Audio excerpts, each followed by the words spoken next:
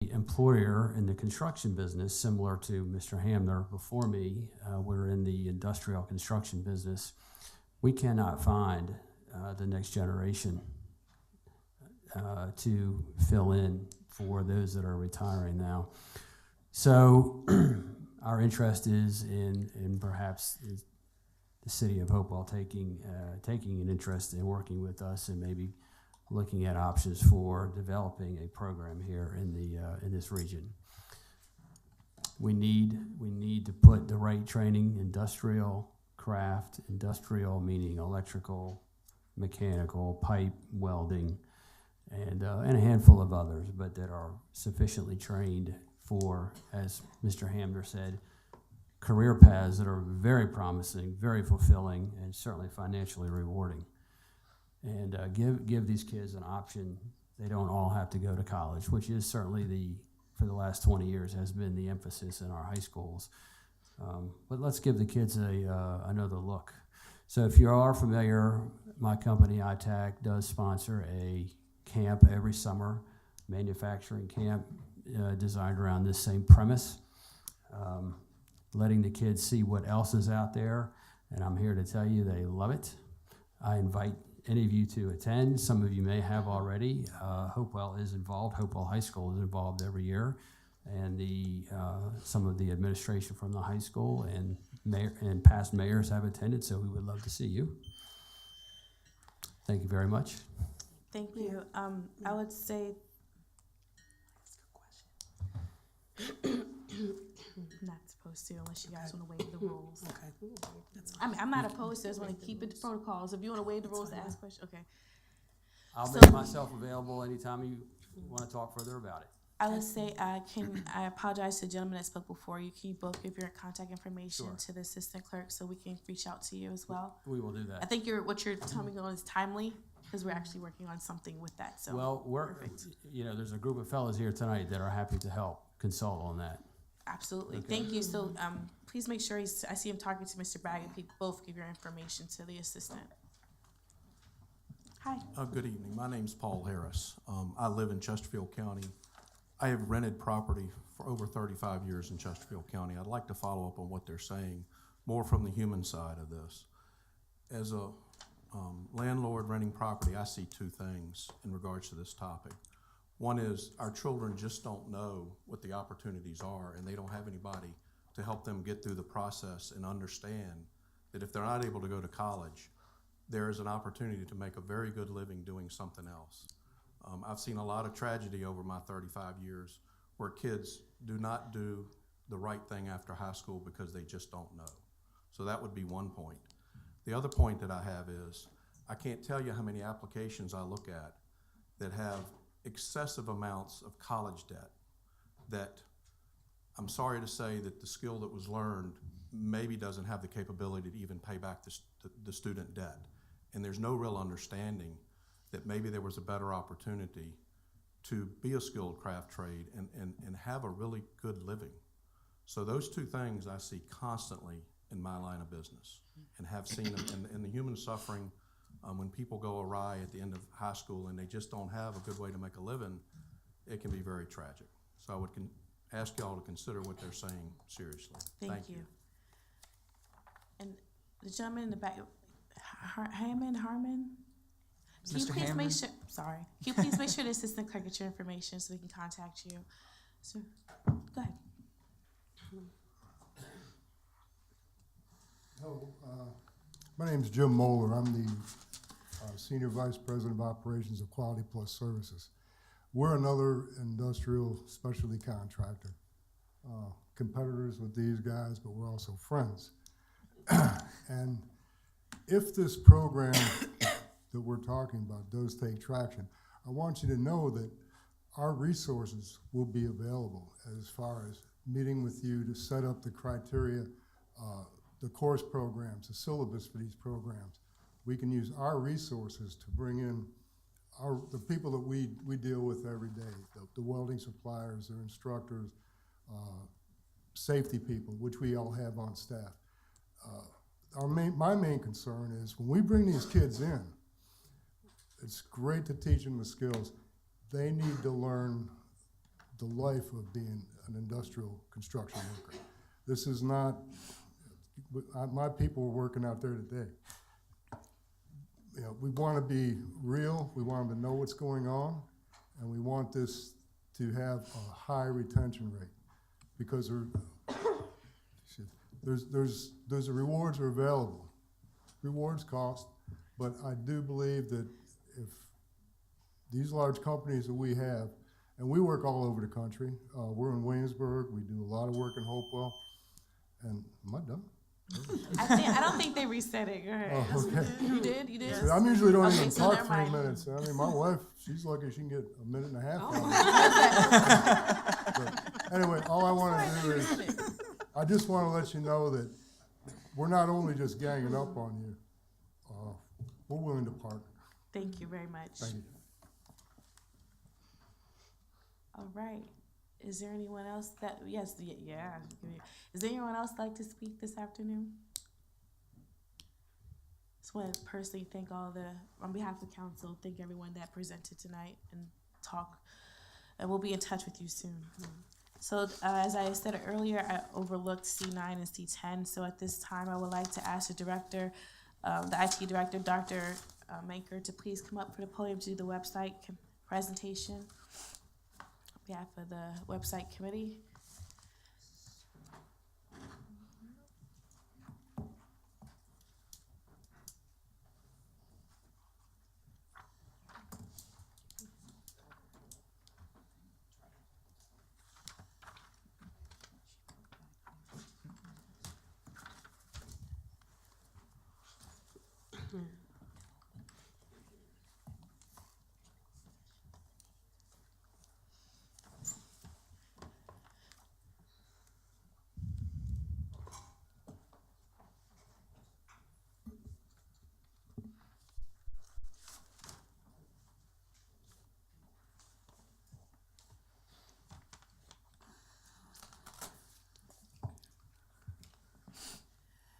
Good afternoon, Mayor, Vice Mayor, and members of City Council.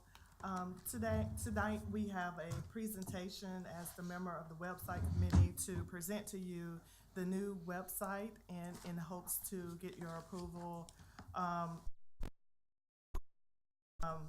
Before we get started, I'd like to apologize. The new, when you begin to see the new website, the new members of council have their pictures are not on the new website. So as we receive your pictures and your bios, then we will update that website. So I just don't want anybody to be offended. But would the mayor like to go ahead and give us a review of Sure. why we started the project and how we got to the point where we are today? Sure, thank you. And move the microphone down. Thank you, Dr. Maker.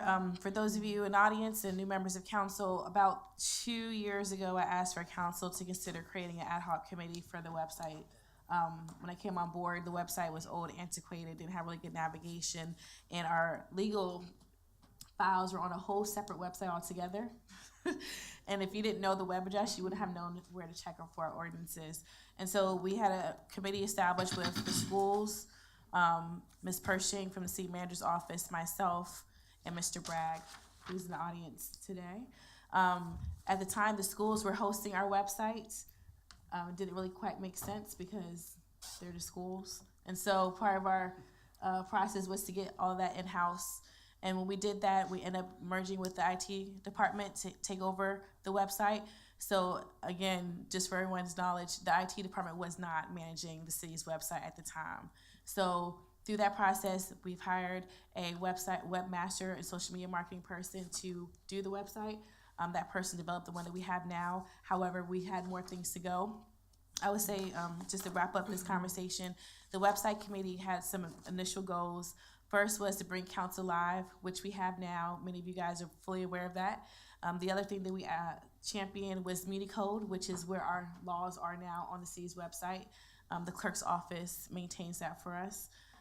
We also championed obviously a new website that we have now, but we also working on an open government policy, which talks about open source and data, and also social media policy.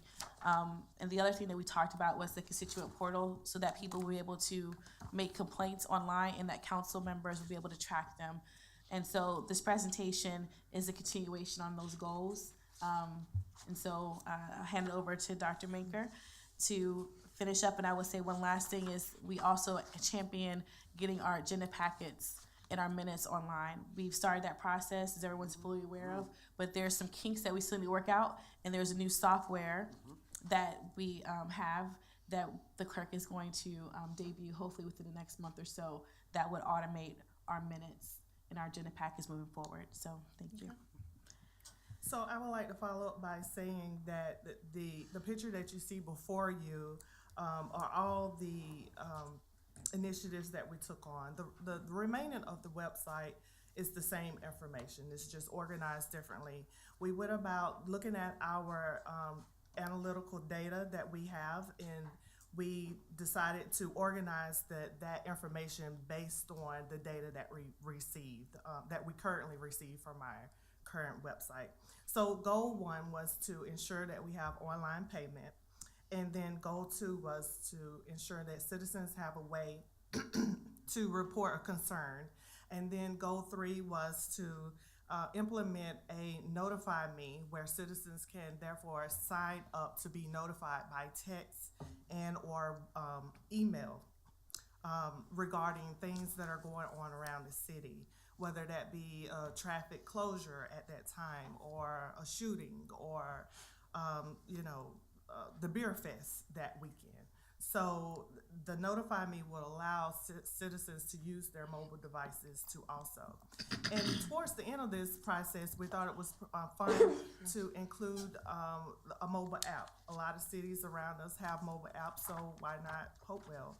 And in that is available. You can now go to Android or the Apple Store to download Hopewell VA mobile app. So let's take a look at the website. So this is our new website. And as you can see, and I'm gonna try to navigate it here from the DS, but we have the projects, the notify me, the report of concern, and our citizens. If a citizen would like to report a concern, they will either use the Click to Report app that was developed, and they can also go to the website to actually put in a ticket indicating that there's brush in the road, or there's a pothole, or my yard is filling up with water. Whatever the concern is, citizens now can go to our website to submit a request for someone at the city to take up and take a look at that concern. The text to alert system, this is one of the new features that we have, where citizens now can come here to sign up to be asked to have a text about things that are going on in the city. So those are one of the 2 new features that are currently in the website. The Recs department has totally redesigned their website, and to ensure that they can reach as many citizens about the new activities that are going on in the city. That is also on our new app as we deliver it. And lastly is the Council Live. We now have a YouTube channel that we can stream to, and we now have all the social media apps that individuals can use to also contact and meet with us. And that's really the end of the presentation. I'll just add to kind of, if you scroll up, if you don't mind, what she just discussed. In terms of the online portal now for residents to make complaints, council members will be able to log in and see all the complaints that have been generated for their ward. When we get testing, just be aware that just because it says your ward doesn't mean the person lives there. That's where the complaint is. So council will need to decide, and I have later on in the packet, when they would like to do their own training, so we can understand that process before it goes Right. fully public for everyone to start using. That's one aspect. Then the other aspect is the counselor pages.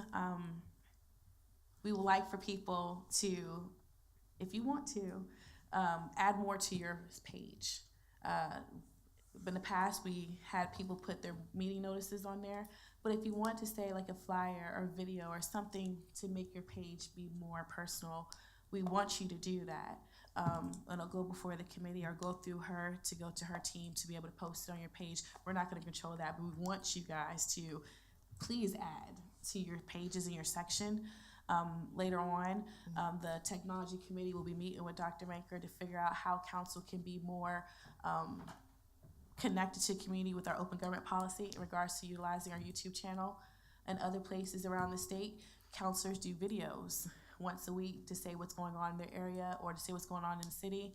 They also do their own news blast. And so I talked to her about that, and we want to see if we can probably do more of that in Hopewell. She's done a lot of research about ways that we can become more of a smart city. So we'd like to bring those back to you all. And the last thing I'll say about the website layout is if you scroll up, there's actually 2 points. This layout now is more addressing, we have a section just for residents. So we try to put all the things that are important to those in the community in the section. It'll be easy for them to navigate. And the last part I would say is there's this tab that she mentioned called projects. People want to know what's going on in the community, and we need to be more transparent and open. So we made sure that was one of our 4 headers. So under projects is all the council's adopted projects and plans. And the goal will be moving forward, we have more engagement and interactivity. That page will be utilized more, and people will know what's happening in the community. And so I want to thank Dr. Maker and her team because they put a lot of energy into building this website and looking at data and what other communities are doing across the state to try to make it be what it can be. So we'll make sure that you guys get the link so you can check it out before it goes live. And she did a really good job of making sure that it was modern. And I can't wait for you guys to see all the bells and whistles. She's not tooting her own horn. She created this app. Okay, she built this app, and that's on it on the market, and that was her idea that we didn't even think about. And so thank you so much for being innovative. Does anybody have any questions for her? Okay, thank you. Thank you. As I stated earlier, I overlooked C9. I think that was 2 announcements from the John Miranda Foundation grant announcement and the Richmond Sports Backers. Mr. Reed Miller, are you doing both of those? Yes, ma'am. I figured. Okay, good. Welcome back. Thank you. Thank you. Good evening, Madam Mayor, Madam Vice Mayor, members of City Council. Just 2 quick announcements. The Recreation and Parks Department is very excited to announce 2 important things that happened recently. One, we received a $25,000 grant from the John Randolph Foundation. That's in support of our summer camp programs. We've received funding from them the last 4 years. So we use that funding to significantly expand our summer offerings. These are youth camps that age and range from 3 up to 17. We've got some new things planned this summer. That information will come out in March, so please keep your eye out. But we wanted to thank the John Randolph Foundation for their continued support.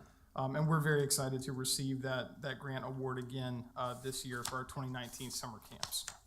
The other award on the agenda tonight, the Richmond Sports Backers Award, is a new one for us. We've never received this before. And I'll just give some background information on what this is all about. I believe some of you know, or most of you know, that we offer fitness warrior classes at the Hopewell Community Center. They are totally free, no membership required. Fitness classes that are offered through sports backers. People don't pay, the instructors don't pay to become certified, but once they receive their group certification or their fitness certification, they're obligated to lead free classes in their communities. And the goal is to get these classes in areas that are underserved or don't have ready access to fitness programming or lots of options in that respect. We were awarded, the Hopewell Community Center received the Outstanding Host Site Award of all of the Fitness Warrior locations. There are roughly 50, I believe right now, 50 different locations that host classes. And we were selected after being nominated by one of the instructors as the outstanding host site. So we were invited to Richmond to receive that award. Very well attended function, and very excited and very humbled to bring that back. So we just wanted to share the good news with you all. I'd be happy to answer any questions, and if anyone would like to learn more about our Fitness Warriors program, they can visit our brand new citywide website or Recreation and Park website, find all the information there, and come see us on Wednesdays and Thursdays. Thank you so much. Thank you. Thank you. Okay, we're gonna move on to R1. Ms. Griffin, would you like to open the floor for that, please? Yes, Madam Mayor.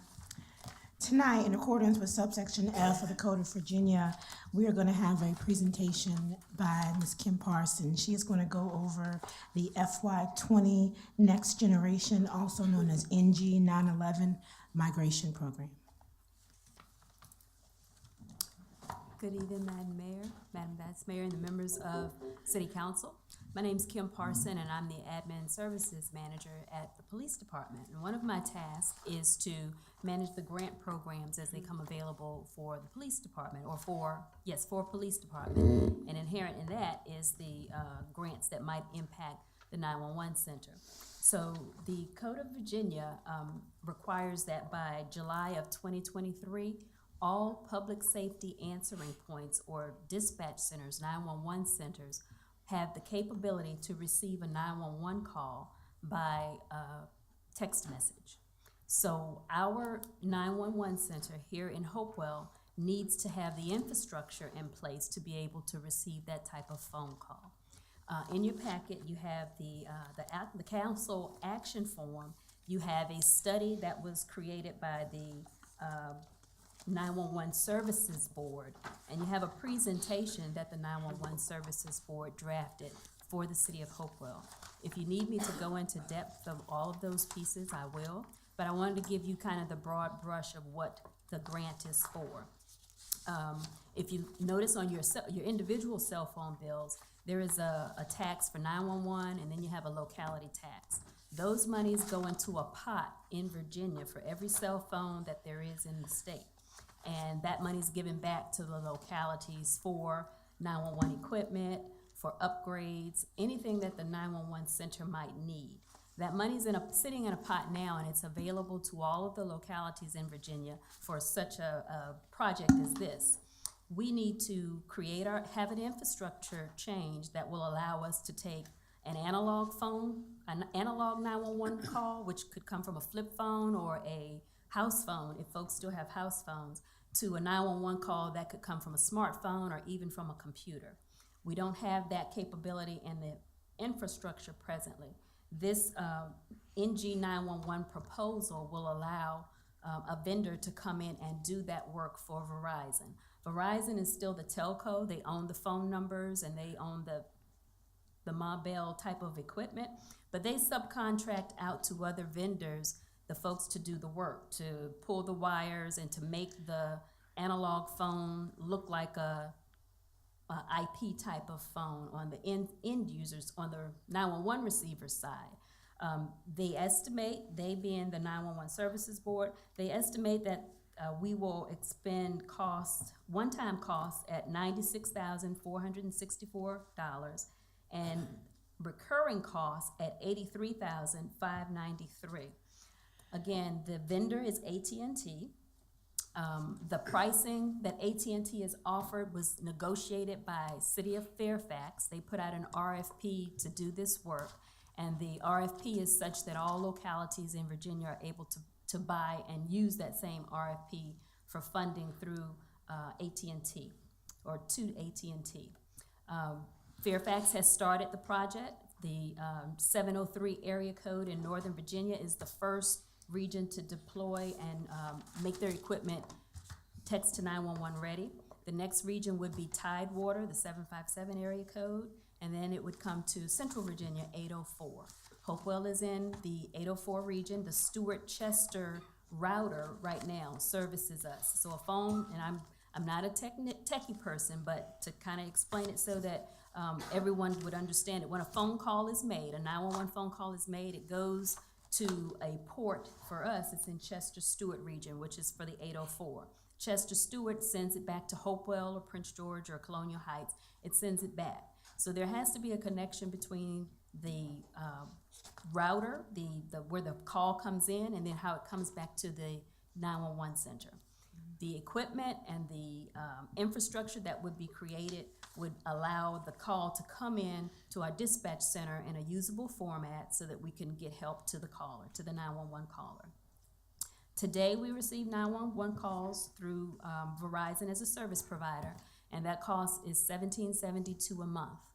After the migration process, we would pay, instead of to Verizon, we would pay about $5,000 a month to AT&T. The cost to make the changes, the one-time costs and the recurring costs for 2 years is $180,000, $180,057.49, and that figure was crafted for Hopewell by the 911 Services Board. There is money available, in a form of a grant. That money is available to Hopewell. All we have to do is complete the application to receive it. The 911 Services Board announces grants in July. They do a state fiscal year. So we would need to apply as soon as you give approval to apply. The monies would come in, and then AT&T would contact Hopewell, and they bring in all of their site folks. They would do an assessment to revise the numbers if they needed to be revised, and work with VITA to get us the money. So I stand before you today to ask for permission to apply for this grant. The funding is there and it's available for two years, or the 20, however long it takes to get the process in place. That money would be available to fund the project. When the project is complete, Hopewell would owe AT&T the monthly recurring costs just to maintain the services. Hopewell Police would ask for, as we do now with the $1,700 a month, we would ask for that $5,000 a month for those particular expenses in our budget for approximately 2022, 2023 time period would be when we would first ask for that increase in telephone expenses to pay that monthly bill. I hope I haven't confused you. What are your questions? All right, does anyone have any questions for Ms. Person? I don't see any lights, but I do have since no one has a light on, I do have a question. Yes, ma'am. So if I understand you correctly, this money is going to cover the cost to install it and implement it, and that will cover 2 years. And after that, you have $5,000 a month, which is about $67,000 a year annual cost that you have to pay AT&T. But since you already have about $1,700 in your budget, you're looking at the cost difference in the 2022, 23, and 23 budget cycle. My question is, just want to make sure I recap that correctly. My question is, on the staff, I don't see the IT director listed. Have you guys talked to the IT department about this? We have not. The 911 Services Board, this project was outside of the realm of the IT director. The IT folks at the 911 center, at the 911 Services Board, they work with our GIS director. There's a GIS component involved with it. And they serve as the granting agency. Okay. But there's no local IT director or IT department involvement. There is local GIS involvement because they would use our Hopewell's road center line data, street addressing data to create the pipe piece that would connect. So I can understand that maybe for in terms of implementation, our IT director and her department is going to need to be involved in this because it deals with IT and the maintenance and even the lines. And if we're looking at doing this for the new police station, they need to know about what systems are going in place. So I would ask that she at least be roped in on this so that way she is aware. And the only reason why I say is because from past experiences, I think we had an issue when we had like the water incident. There was literally calls coming in and the phones weren't connecting, and that's because her department wasn't even involved in the installation of the phones because it was something that was handled by someone else, but they need to at least know. So I would say I understand why planning-wise or grant purposes, they wouldn't be involved, but I think for situational awareness, she should be brought up to speed on this. But I think it's great, and I'm glad you guys are taking the technology. You did a great job presenting. Thank you for doing that. Does anybody have any other questions or conversations? All right, is there a motion, please? If you guys would like, I can preface it, or you guys can just make the motion.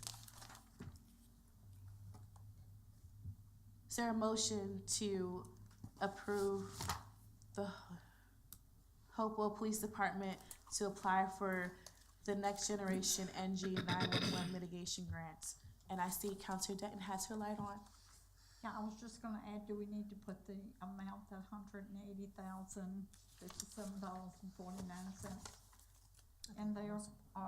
Approval of the Hopewell Police Department Next Generation Migration Grant. I think they're asking for approval to apply for the grant, because per our rules, they have to ask to apply. So I would have put the amount in there just so they could apply with whatever amount they need. Okay, so moved. I'll make that Okay. motion. So, Madam Clerk, just for the record, the motion is to approve the Hopewell Police Department to apply for Next Generation NG 911 mitigation grant, and that has been moved by Counselor Denton. Is there a second? Second. Is there any other discussion? Okay, roll call, please. Mayor Gore, Yes. Councilor Denton, Yes. Vice Mayor Bennett, Yes. Councilor Randolph, Yes. Councilor Holloway, Yes. Councilor Parker. Yes. Thank you. Perfect. Passes. Thank you. We'll move on, since R2 has been removed, to report to city attorney. Council rules, I think we discussed that we have a few, so I think we're starting at 201, is that correct? Yes, ma'am.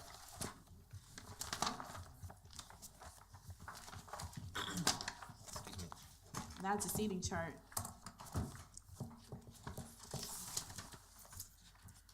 I'm sorry. The seating chart, I was just saying seating chart. Right, so the, I'm trying to find so in, I believe, October of 2018, a motion was adopted to amend the rules. This proposal was adjusted or modified on January 22nd. And these modifications would essentially just clarify some of the language, that the vice mayor is the most the most recent past mayor would sit to the right of the mayor, and that just deletes the immediate language. Instead of it reading immediate most recent, or immediate past mayor, it would read most recent past mayor. So I think that's just a very technical correction that you guys had forwarded on to Stefan. Correct. And then Rule 403 would go through. I'm sorry. I'm sorry, I should have told you this before we started. We kind of like to just do one at a time. Oh, I'm sorry. No, it's okay. So for 201, we're not adopting it. We're just saying people want to approve by consensus, and then we'll consolidate like kind of how he's been doing it. So for 201, thank you for this presentation. Does anybody have any objections to Rule 201? I think it captures what we talked about. Counselor Denton? I do have an objection to it. It says in our rules that it is the immediate past mayor. And if you go back, which I did, to some of the past years, I guess the most recent one was when Mike Bujakowski was the mayor.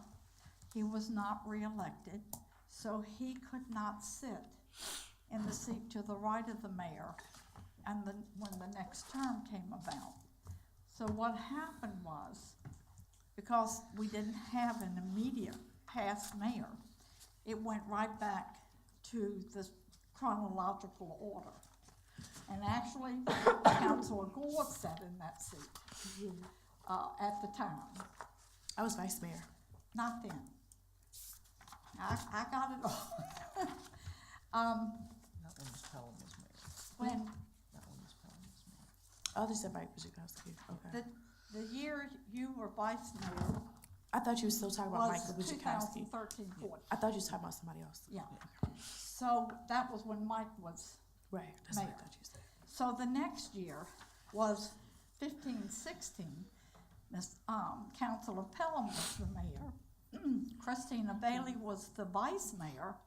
We didn't have an immediate past mayor, so Councilor Gore sat in that as she was the councilor for Ward 4, and then 5 and 6. Or else, yeah, well, not 6, 7, because 6 was sitting in the mayor's seat. If you go back to what you're suggesting in these rules, we would have to go back to Mr. Zefgolis at that time, who had been mayor 12 years before. He was the most recent because he was the only mayor left. And it gets rather confusing. And I think that's why when they made this rule, it made it much simpler. If the immediate past mayor was not reelected, which in our case this time, she was not, it would go vice mayor, mayor, and pick up with your council ward and go right on. It just kept everything very clear. So I think we're muddying the water when we put down immediate past or whatever that wording, most current, Most recent. recent, because it could go way back. So just for a point of clarification, because he wasn't here, this is what we discussed and by consensus asked for Mr. Kalos to draft up at our last meeting. We discussed the different options, and by consensus, the decision was most recent, so that way it was still limited to one person. So whether it was the immediate or someone who was former, as long as it's the most recent person, it was only one person will be in that position. So that's what I recall from the conversation. So whether, for example, it's the most recent mayor. So whether it is a former mayor or the immediate past mayor or wherever, it's just the most recent person that was mayor. That's what Stefan had conveyed to me, what he was trying to capture here, because I know that there was some issues with the language of the rule as it's drafted, and that it might be ambiguous as to, is it immediate / former mayor, or is it immediate past mayor? So I think this is just trying to clarify that, but we're happy to redraft if necessary. Do you want to save this one till Mr. Kalis comes back, or do you want? Because that's just what I remember from the conversation. Go ahead. I need Ms. Denton to clarify. Did you just say that at some point in time, had Mr. Zevgolis still been here, he would have been sitting in that seat, but it would have taken us back as the most recent person 12 years? Mm-hmm. Is that what you're saying? So he was the most. He was the most recent. The only mayor left, and that would have taken us 12 years back. 12 years back for him to sit there. Mm-hmm. Well, then I'm not in favor of that. I mean, that's crazy. If that would have taken us 12 years back, that doesn't seem to make sense to me. So that's why I wanted to clarify what she was saying, because I didn't get that before. Yeah, I even wrote on that Mayor Pelham, Vice Mayor Christina Bailey, and as the actual seating was for those 2 years, it was Councilor Holloway, Councilor Zefgolis, then the Vice Mayor, then it was Councilor Gore at that time, Councilor Walton, and Councilor Shornack. If you go with this change in the rules, it would have, the most recent, Councilor Holloway's never been mayor, Walton was never mayor, Shornack was never mayor. It would have gone back to Zefgolis 12 years before. So, Yeah. does anyone else have The immediate past means the immediate past mayor. And if you don't have one, you just go back to the chronological order again. Does anybody else have their light on? It's very simple. You don't have to, No one else has their light on, so I'll do my comment. It does say immediate, but the confusion was it said immediate / former. And that is what caused the confusion, because immediate is simple, but former isn't. And so the consensus at the last meeting, when we last talked about this, was to limit it by saying the most recent. And I get the 12 years thing, but I get it. But that doesn't still take away the title that they earned. So whether it's 20 years, 30 years, or whatever, they're still serving on council and they earned the title as mayor, and if they're the most recent person, they're the most recent person. So, but I have my decision. So, we don't have we can just go by and see what people feel. And then whatever the majority is or not majority or whatever, then that's what we'll do. And you have your light on. And all I want to say is I understand, but that to me makes a big difference. Yes, they did earn their title, but they also probably have already sat in that seat.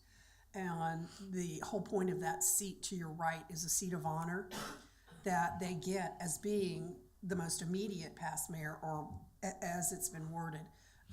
When we start going back 12 years to recognize somebody, again, they earn that seat, but they probably already sat there in the seat of honor to, reap their rewards. And so I'm almost to the point where I'd like to go back to immediate past mayor versus, risk or keep going so far back that it gets almost to the point of being, 12 or 14 years ago. It seems a little crazy. Okay. And just a reminder, limits to Yep. conversation points. So I spoke twice, so I'm stopping for me, but I'll set the standard, going back to the rules. Everyone's twice or max 10 minutes. So if anybody else who hasn't spoken yet or reached their limit, does anyone else want to speak? And then I'll just ask for a consensus if there's no lights. There's no lights. So just by consensus, yay or nay. No, we can't do, we're going to do a roll call? Yes, ma'am. Oh, That's let's what y'all do did that. last meeting, Okay, so then we- go I'm ahead, sorry, Madam Clerk. can't break I'm those not fighting rules. you. Go ahead. I don't have a motion on the floor. Last time, y'all moved to approve. I said, Yes, we did. yes, you We did. did. I'd like to make a motion to revert back to the original immediate past mayor wording, simply based upon some new evidence that's been brought forward, not to take away from anybody and the honor that they have had in the past for being mayor, but to just clean it up and keep it consistent from this point going forward.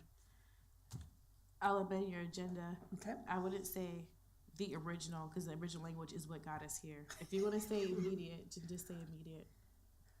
Okay.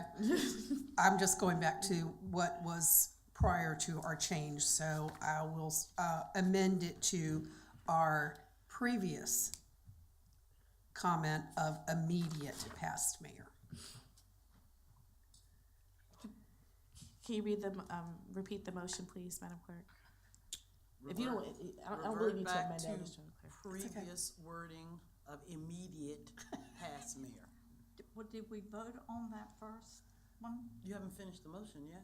I know, but was there a motion to make that change? That is. That's what she just That's what did. she's making No. now. No? I'm saying last meeting. when We met. approved it. Yes. We approved. No, what the, he had. the two rules that you did not vote on were the two that you asked Mr. Kalos to take back. Right. Okay. Because you were not voting, Right. that you did by consensus. Right. Right. But because you are actually approving, and in this case modifying, that you have to do by roll call. by vote. Right. Is that making sense? Yes. Okay. And I still need a second, please. Second. Who do you second? So the motion was I second. moved by Counselor Randolph and second by Counselor Denton. Is there any other discussion? Roll call, please. Mayor Gore, No. Counselor Denton, Yes. Vice Mayor Bennett, No. Counselor Randolph, Yes. Counselor Holloway. No. Counselor Parton. Yes. Motion fails. Motion fails. So we'll put this back on the next agenda. And when we put this on the next agenda, I'll ask the city attorney, can you please relay to bring both versions, her motion that she just made, and then this current language.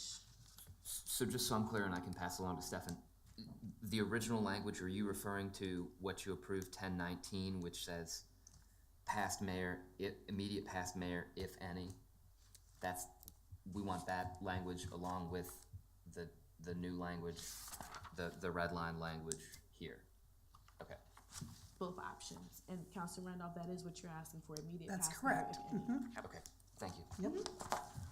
All right, let's go on to Rule 206, please. No, we're not doing that one. Are we doing that one? 403, I'm sorry, 403. So this rule has to do with remarks of council and how they're going to be recorded or adopted. So the pretty substantial changes, as you can see. The original rule was fairly short, and a fair amount has been added. I think most importantly, just kind of recognizing that since the meetings are electronically recorded, all of that goes into the record regardless, so you don't necessarily need to introduce an abstract.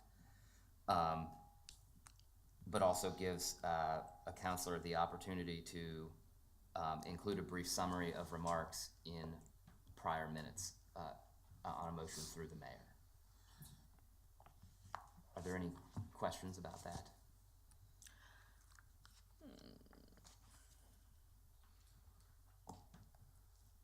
So just to be clear, can you read the clean version that we'll be looking at? Because this was something that we did discuss, and I think everyone agreed that they wanted to have the ability to add an abstract. So can you just read the final one, please?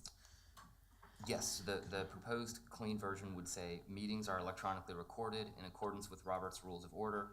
Minutes contain a record of what was done at the meeting. A counselor may, however, direct through the mayor that the draft minutes of the meeting include a brief summary of the counselor's remarks regarding an agenda item. Such direction must be given at the same meeting in which the remarks were made and prior to the next agenda item. Thank you. I think that captures what we talked about at the last meeting. Does anyone have a discussion Is that what you talked about? in particular? Because I know you had. No, that was, No, that's what I'm yeah, saying. Is she good? is You're good? that what you want? Yeah, that's good. You sure? Okay. Anyone have any? Okay. Is there a motion to approve? I make a motion to approve, Rule 403 as written as it proposed. Is there a second? Second. Is there any other discussion? I don't see any lights. Can I have a roll call, please? Mayor Moore, Yes. Counselor Denton, Yes. Vice Mayor Bennett, Yes. Counselor Randolph. Yes. Counselor Holloway, Yes. Counselor Parton. Yes. Thank you. Thank you, Mr. City Attorney. Moving on to reports of the clerk. Council will notice that there is a change in this section. I ask the clerk to please include the vacancies in each packet moving forward, so we know who to recruit and that people who look at our agenda packets know which boards have vacancies. And she has added that to this agenda packet. Thank you very much for doing that on such short notice. Appreciate it. Is there anything that you have to report on? Okay. Moving on to report to City Council, we have a lot. We're going to skip the committee because we haven't done the appointment yet. So normally we would have to amend the agenda to move it until we come out of closed session because it's before. So can we just make them, the committees as established and appoint members to the council retreat, the retreat. So, normally what we would do is to resolve to move it until we come back out of closed session. Under I see it. committees. Yes. So, You could do that with 2/3. so does anyone want to make a motion to push that down until we come back out of closed session? I make the motion that we move the establish and appoint members to the City Council Retreat Committee to the end of the agenda when we come back out of closed session. Is there a second? Second. Thank you. Is there discussion? No. Roll call, please. Mayor Gore, Yes. Council Benton. Yes. Councilor Bennett, Yes. Council Randolph, Yes. Councilor Holloway. Yes. Councilor Parton. Yes. Okay, next item is R1. It's my item. It's a big packet. I'll try to move through this very quickly. In closed session at the last meeting, I talked to members of council about a meeting that the vice mayor and I had with council's appointees to try to build a relationship in terms of working together and try to address some issues up front that we can try to resolve for this incoming council.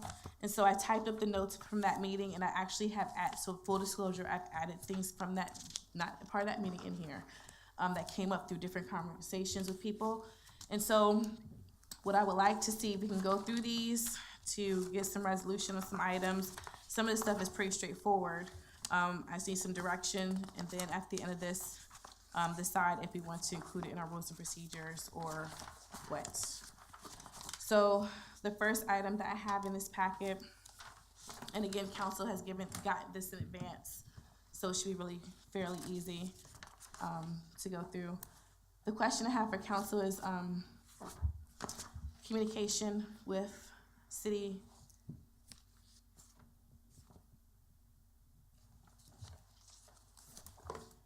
between each other, actually. There's been discussion that we've always told our staff members to make sure we copy council on any time there's communication, whether it be the city manager, a clerk, or the city attorney. That's been always asked. And so just want to make sure council's still on the same page, a blind copy, all of council whenever somebody, what? Nothing, I was listening, I'm sorry. Blind copy council whenever people come to administration to ask for information. That's what the request has been.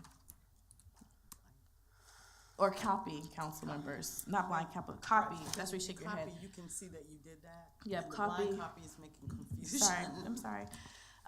Copy council members whenever someone's asked for information to make sure we all get the same information at the same time. What brought this up? Like I said, the meeting to make sure we're all on the same page. People have asked for that. We've said it, but we've never put anything in writing to make sure everyone's operating from the same set of procedures.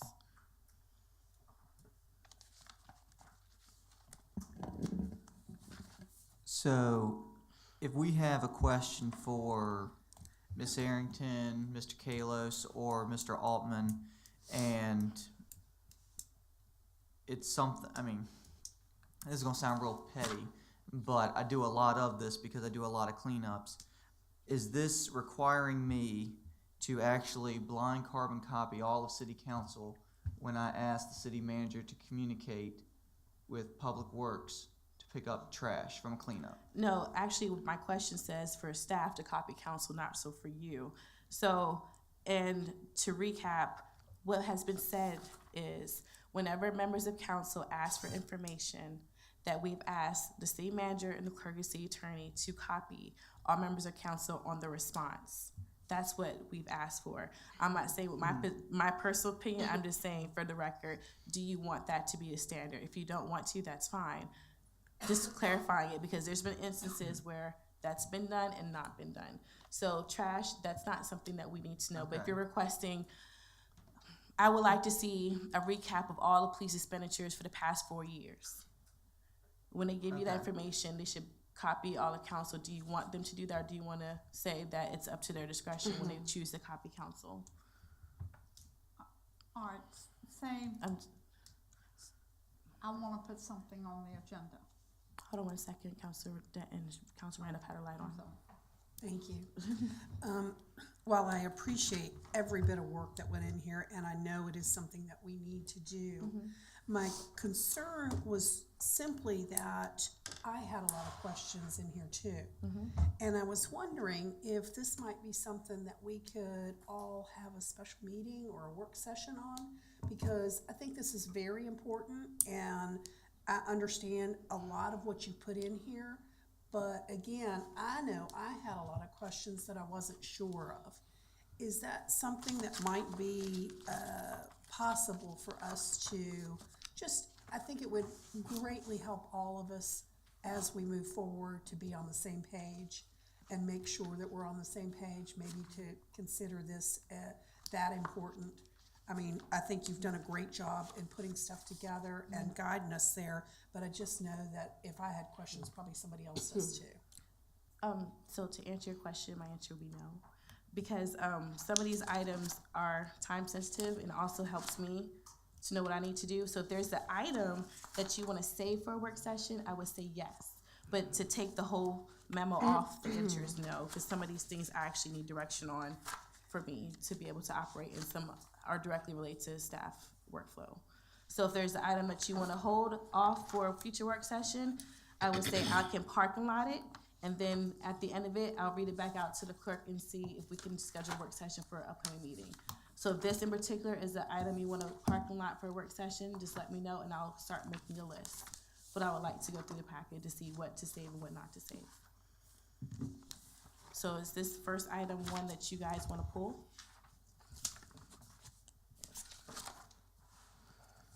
And the question is, do you want staff to continue to copy council members when providing information to members of council? I just feel like we need, as a council, to sit down and let's us talk about this rather than right now, then bring it back to open meeting. I think there are questions, and we'll be here all night. I just feel like we just need to talk about them because it was kind of, we weren't prepared for this. Well, to answer your question, this was started, like I said, 2 weeks ago in last closed session when I brought this up, and we actually started going through some of these items. The request to have more information in writing, and so I obliged and typed this up and put it in the packet. The reason why I took it out of closed session conversation is because, quite frankly, as of recently, there's been issues in regards to what council has agreed on in the back, but then we come up front, it's not the same thing. And so I think for transparency and openness, that we just make decisions in a setting about how we would like ourselves and staff to proceed. So whether that is in a work session, I'm fine with that, but it'll be all night if we just don't say which ones you want to bring back or address now. So if this is an item that you would like to hold, this particular question, I can start running a list to say, do you want to? I like the first one. The first one you want to hold? Okay. To hold that one. Okay. Fine. So that one's held. Second item is this is in regards to communication with staff. Under council manager form of government, we're supposed to contact the city manager to contact his staff or either our other council appointees. There is some confusion in regards to that we can contact them directly for items that are either personal or either related to boards and appointees, right? You want to partner on that? Well, That's fine. 2 years ago, I came on council, and I knew nothing about the procedure. And so I asked, and I was told, if you have a complaint from a constituent, you go to Ms. Pershing, who is the staff administrator. She takes my complaint, and then she forwards it to whatever department. If it's development, she forwards it to Ms. Griffin, and Ms. Griffin addresses it, and then there's a record kept of exactly, since the city manager is in charge of, he's the CEO of our city, he needs to be in the loop as well. So I tell Debbie, she contacts whatever department that relates to, then they contact back to her, and then she will let me know how to answer it. And it's worked beautifully for 2 years. So are you asking a question or are you asking for clarification? Well, I mean, I don't know. Oh, the reason I say is it proper for, because technically speaking, under the city clerk's job description, her job is to track counselor complaints, constituent complaints on behalf of council. And that's fine. I mean, I can see like. Well, yeah, that's what I'm saying, making, all three of them should be able to do it on our behalf, and his office, the city manager's office, direct his staff. Maybe I just don't understand. I don't know why Ms. Arrington would wanna get involved with my ward if it just concerns me. No. Because I contact the city, they're the ones that are responsible. They contact whoever is involved. They address the problem, get back to me, I get back to my constituent, and it's done. Right, you can still do that, ma'am. No one's saying change it. I mean, do you wanna know all these problems? I She hate to tell you does. this, but I already get Basically. quite a lot of the calls. It's actually anyway. part of her job. So then that's all. It's her job description to do Whether it I that wanna way. get up on the pothole or not, I get You it. get, well, I'm saying if she gives it to you, that's fine, you No, know. I mean, the calls come in directly anyway. Actually, all of us get, I mean, all of us here at the city, we're all gonna get those calls. Yep. It's our pleasure to do so it's not a problem. And in the new system, she'll have administrative rights to be able to run reports for counselors. So we can see the tracking of the Can you let complaints. Deborah know and Oh, she'll know. contact- It's an automated system, so it's not like, It's gonna be. it's yeah, well, it's actually there.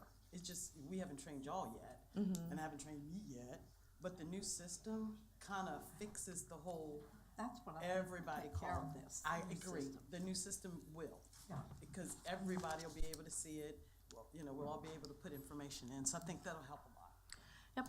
So this point of the number 2 is honestly, if we need to have personal assistance, like resetting our email, getting something ordered, going to HR to fill out paperwork, do we want to have the standard that we contact the city manager? Or is those little things that are personal to us to be able to go to the directors directly? Well, if the new system gets, I think that will take care of that. I just have a question. So we're looking at the confidential memo. We have the question here, the constituent complaint, and then another question. And I'm trying to go through each question. I'm trying to pull my words, I'm sorry. So we're going to go through each question right now. Yeah. It should be easy, but people are commenting. So we're gonna parking lot this first one. I guess the second one's parking lot because she's talking, but she's not talking about number 2. So I think we'll parking lot number 2.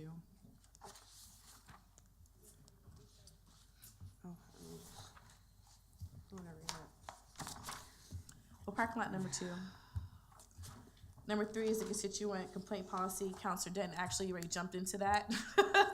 So the question I was asking is, council needs to set a date in order to start testing the system ourselves. So is council okay with getting those dates available to the clerk's office so that way she can start polling to see when we can do training?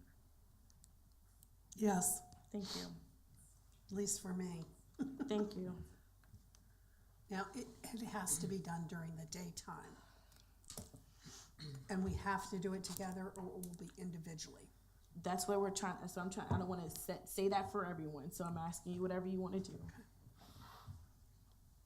I'm not sure, because we are aware that some of our counselors work all day. I believe that there are options available for evenings, and I'm happy to look into that for you guys. That would be great if you could. If you can't, I understand, but if we can, that would be fantastic. So you're fine with individual? Yep. Me too. Does anybody have any objections to individual training? Okay. So she'll set that up. The workflow, I was asking council to consider having the clerk, which was actually approved 2 years ago, having her work with Ms. Pershing to work on a workflow that's in writing. So that way we can have something established. Are you guys okay with her working with Ms. Pershing to establish a written workflow for the constituent complaint policy? There's no policy in place about how constituent complaints are processed. I would also be concerned about complaints coming across the social media, whether we're checking those as well as the new website. So if they would incorporate that as well, that would be interesting to understand that as well. Okay, great. In the training? Uh-huh. No, I was just clarifying that. No, she in the wanted to- policy, how do Okay, you in the address? policy, but not in the, okay, thank you. My last question is, do you guys want to have in your agenda packets moving forward when Tyler is fully up and running, do you want to have a report out about your complaints from your ward? Yes, Yes? yes. Now, is that report going to have what it is, action taken on it? And like an as-of date? I think that's how Tyler's set up. Okay, Mhm. okay. If she has administrative rights. And she can pull it to make the packet for you. Okay. So she'll have to have administrative rights to do that. So we'll have to make sure that's done.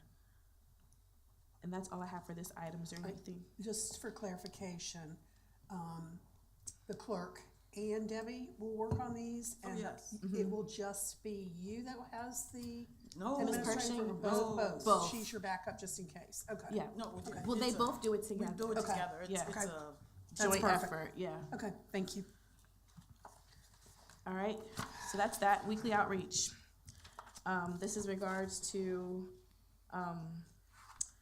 so this is something I've noticed.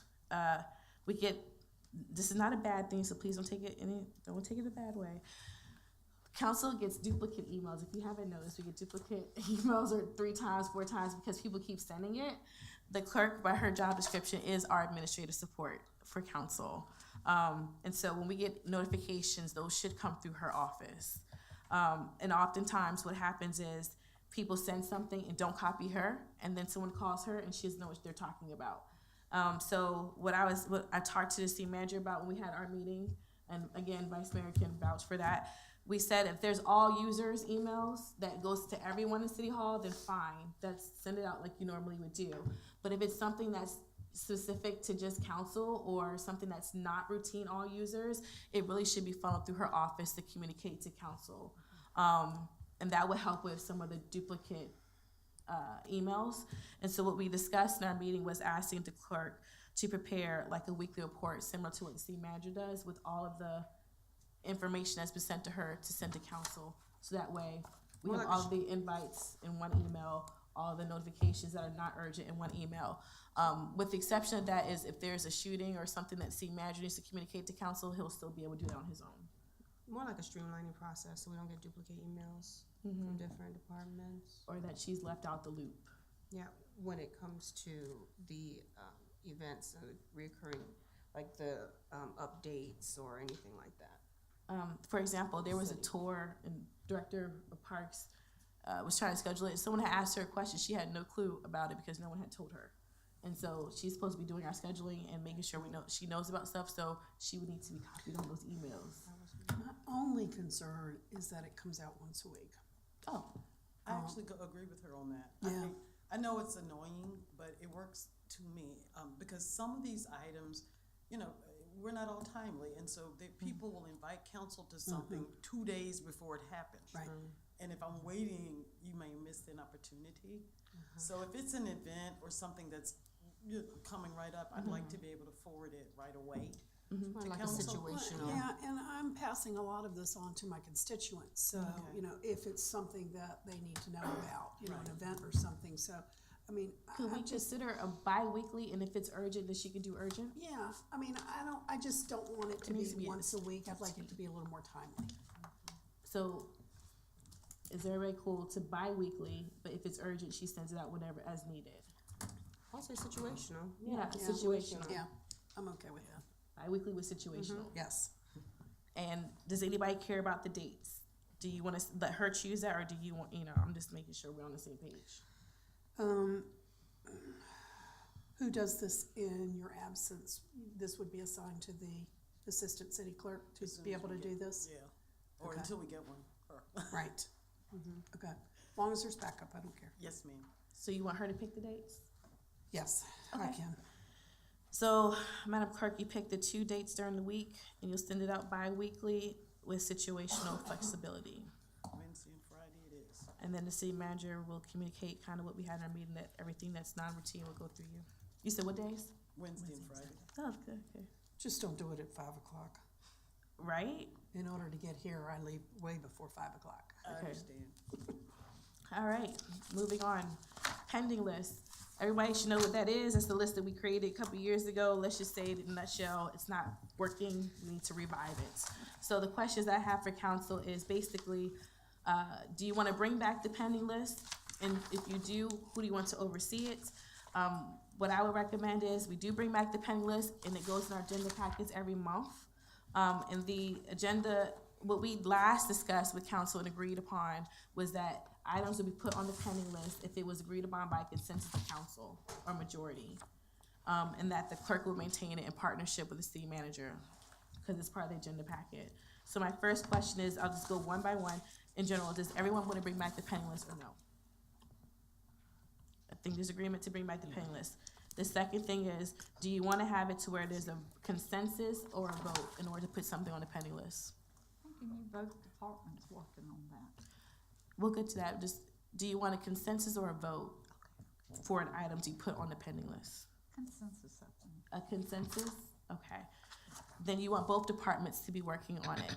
Yeah. So the clerk should be Yeah. tracking it, the city I mean, manager I should be think acting on it, The right? city should know what we're doing and, because we're working together. No. Somebody has to have ownership, so be responsible for tracking. So the clerk should track the list, and the city manager should be working with her to make sure stuff is coming off the list. But Actually, Actually, that's what we're doing now. well, But it's not. I know. Yeah, You're so right. It's just not- it's try to not. establish. Yes, ma'am. and the only reason I would not agree to that is because we're going to be looking at a later date on how to set measurable goals and objectives. And I wouldn't want the clerk, this to be one of her goals and objectives. I would rather put it on the city manager as one of his goals and objectives. I'm fine with that, but Okay?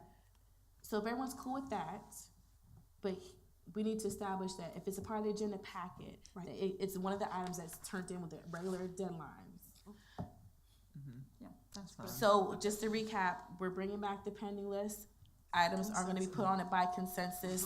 The city manager's job is to track it, and his job is to give it to the clerk per the agenda guidelines to be in our packet. Sounds good. Sounds good? Okay. Madam Clerk, do you have that?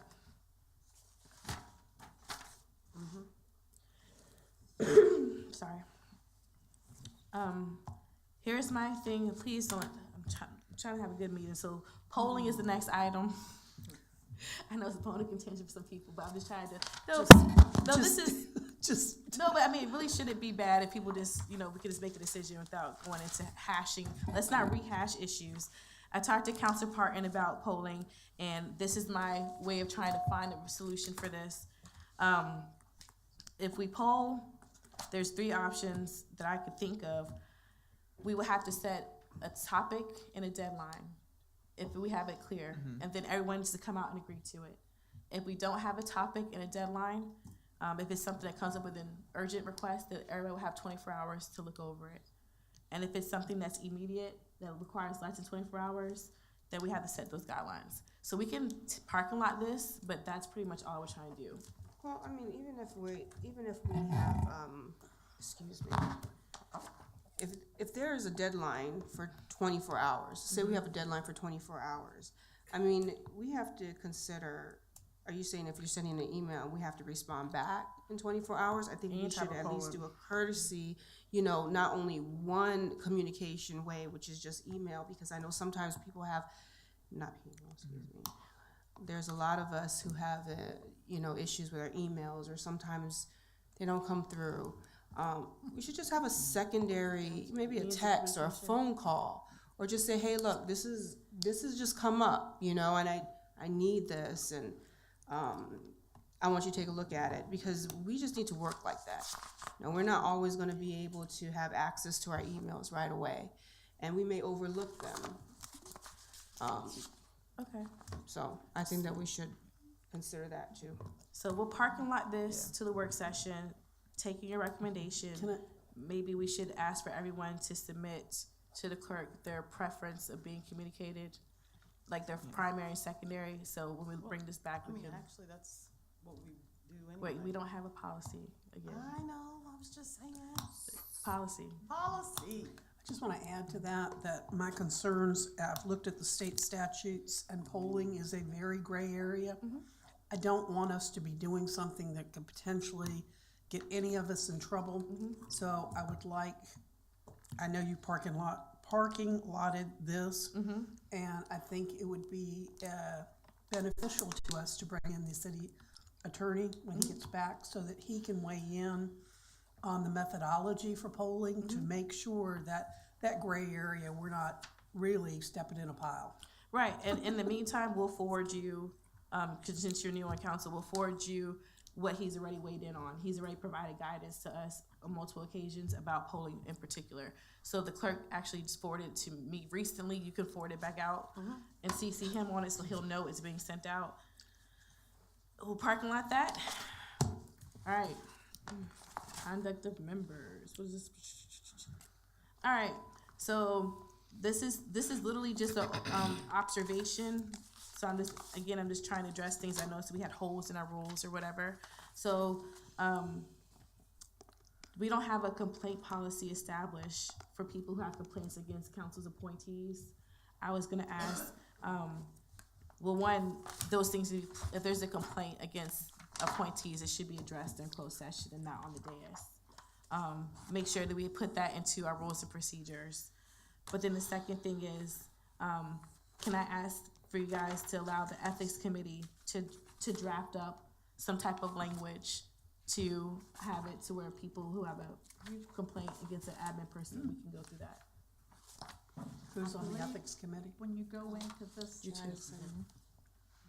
when you go into this part of conduct and so forth, we're gonna have to be very careful, because the First Amendment gives us the right to speak. And we've got to be very careful that we don't stymie somebody's constitutional right. That's true, but if you're talking about personnel matters, which is usually a closed session thing, you really shouldn't be reprimanding someone from the dais. But I'm saying, well, we can talk about that, but I mean, there's also professionalism and not creating a hostile work environment.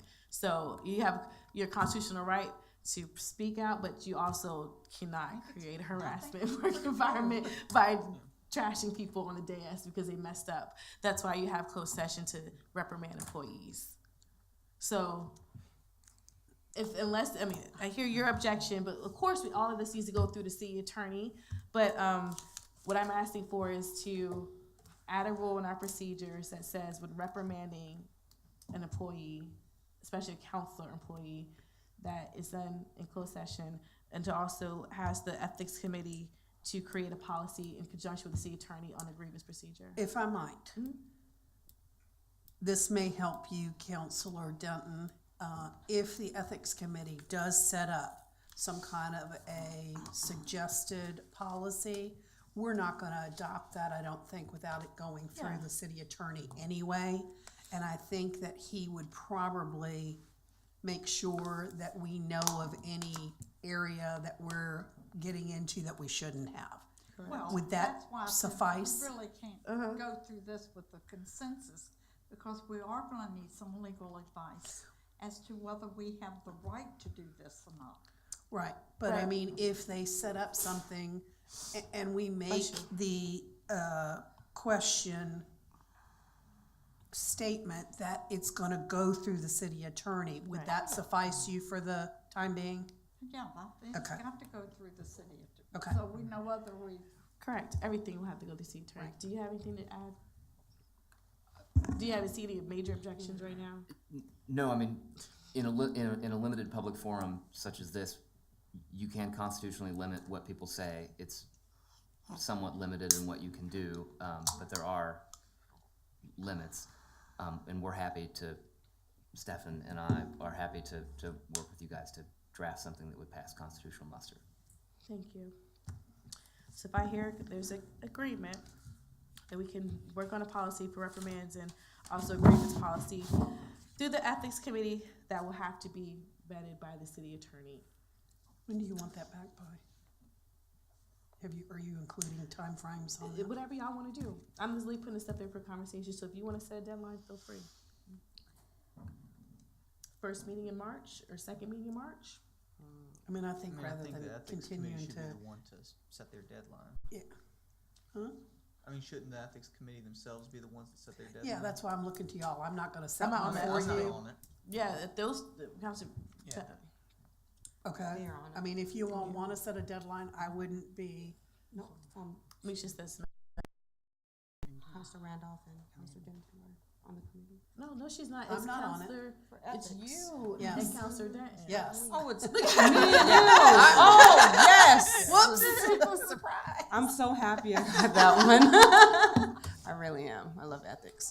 We're gonna set a deadline. Can we come back and tell you about our deadline, or we have to let you know a deadline right now? No. You don't have to. I was just asking if She we was just should. asking, ballpark, yeah. Yeah, I just think it'd be better if y'all two, just met offline, set a date, Okay. tell us when it is, and I'm bring okay it with back that. to us. So can whatever date y'all set, can you just put it on the agenda for the next meeting to say when the deadline is, so that we can report it out under reports of council committees, your deadline that you guys established, that'd be great.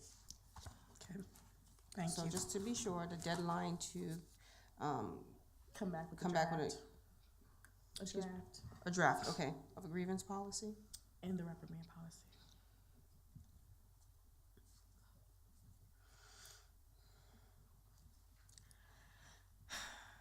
Everybody cool? Mhm. All right. Next one. I say we parking lot this one. It's a quorum. I will parking lot that one. How about that? So we don't have to discuss. Everything is flowing good, so I'll hold that one. Next one, ownership of, confidential information. I'll parking lot that too. Well, no. I'm not gonna parking lot that. So the quorum of parking lotting, confidential information, council has talked about this in the past on several occasions through several city attorneys. And in fact, I have a memo that was drafted by David Fratacangelo when he was a city attorney. That was a memo that was created by Stephanie Kalos when he was a city attorney about breaches of confidentiality and breaches of FOIA. So this is included in your packet because that was given to council. And at the time, we discussed trying to implement some type of policy to do sanctions for those who violate that confidentiality. And he has a memo about it. So I will kind of parking lot this. I would just ask, since you're here on behalf of the attorney, can you look into what, I know David has, I can forward you his memos, but can you also look into what could be done? So I'll parking lot it so you can give the council Can I just ask one quick question? It was very confusing to me to have a confidential memo in our agenda because it went out to everybody. So I didn't understand that at all. So Well, it's my memo. It's not really confidential.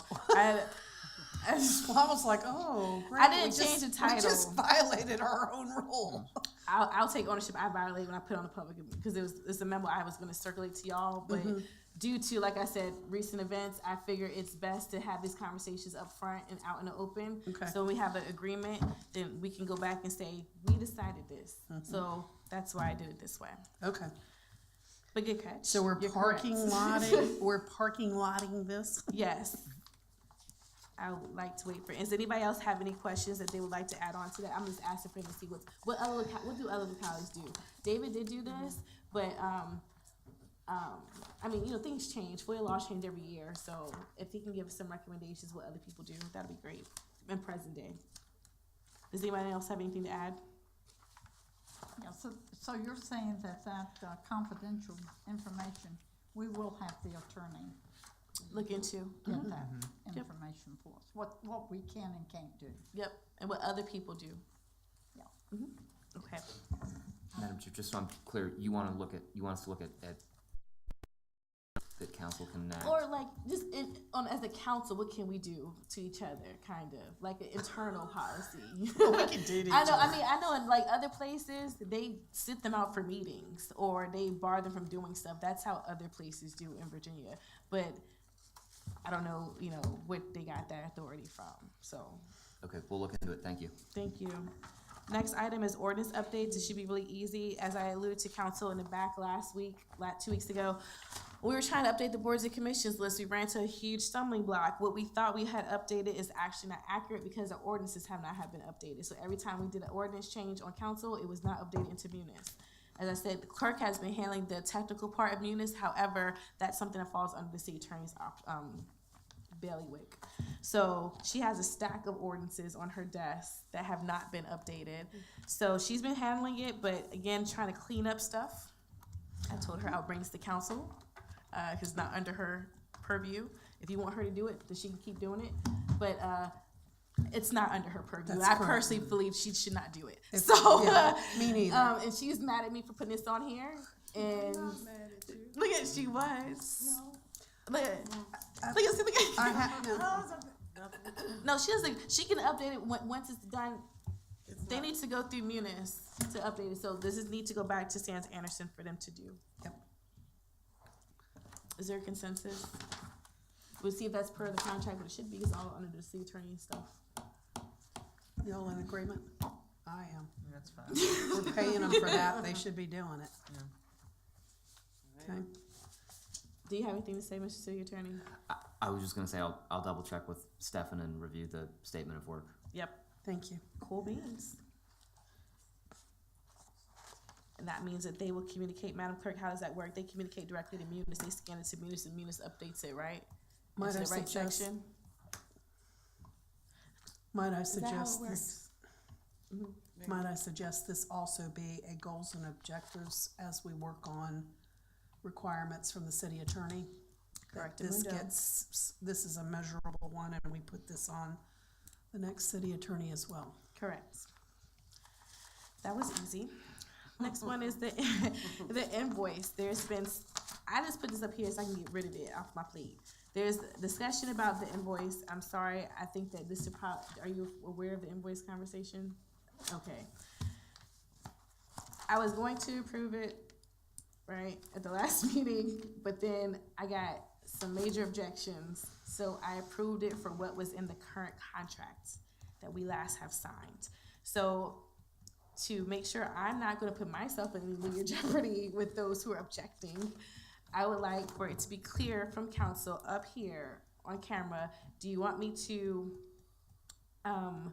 approve the invoice as written, or do you want to amend the contract to match the invoice amount that we have? I don't know if you want to jump in and say anything.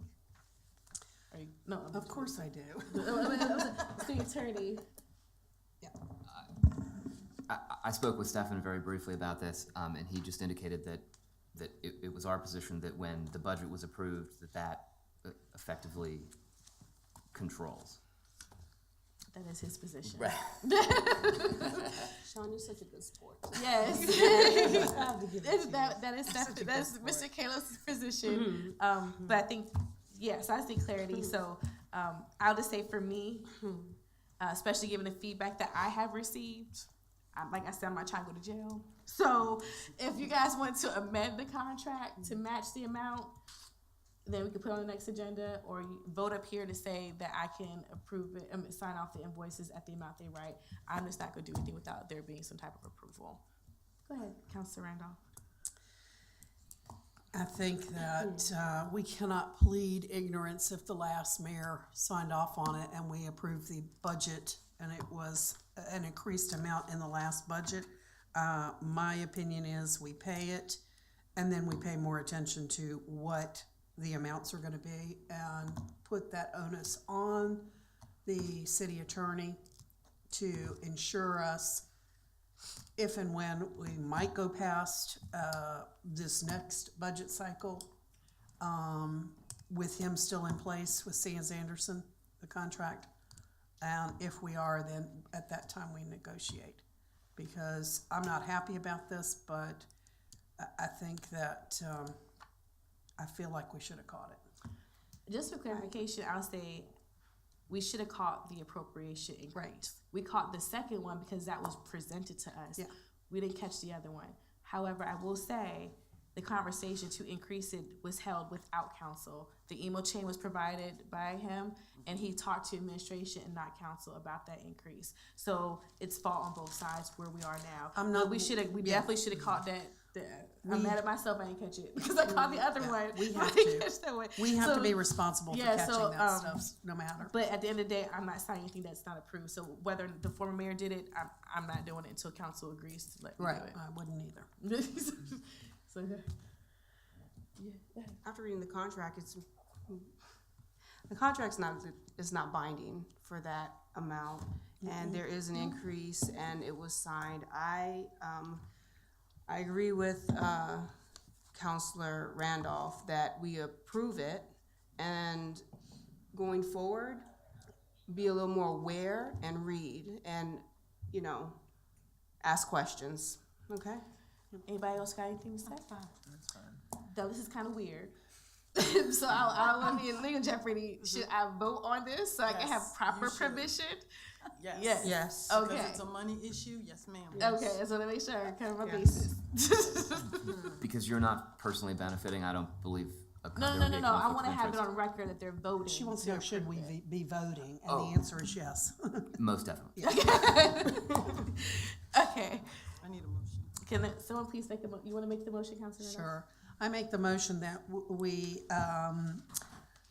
approve that the city, that the mayor go ahead and approve the legal expenses for Sands Anderson in the increased amount that was, Give it to me last month. what? Last month's invoice. Do you have Last, the- was it December invoice? I think it was January. January invoice for the increased amount. And do we have that amount listed here? It's Yeah, not the that's what I was 189, gonna- is I it? need the No, it's like amount. 16,000 or something. Yeah, But can you, I'd like to include that so it's clear Yeah, in the motion numbers. if what the amount is. Yeah. if you don't, Yeah. give me 1 Yep. second.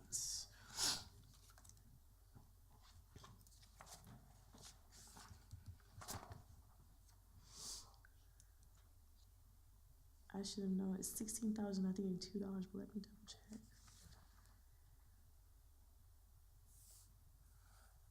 Is it in the past minutes? Is it in the past minutes? Okay. That's right, it was in closed session.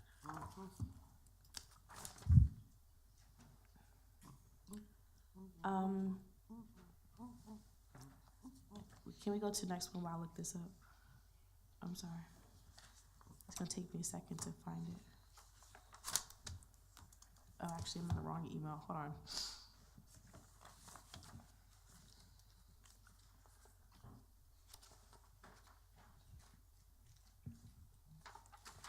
The monthly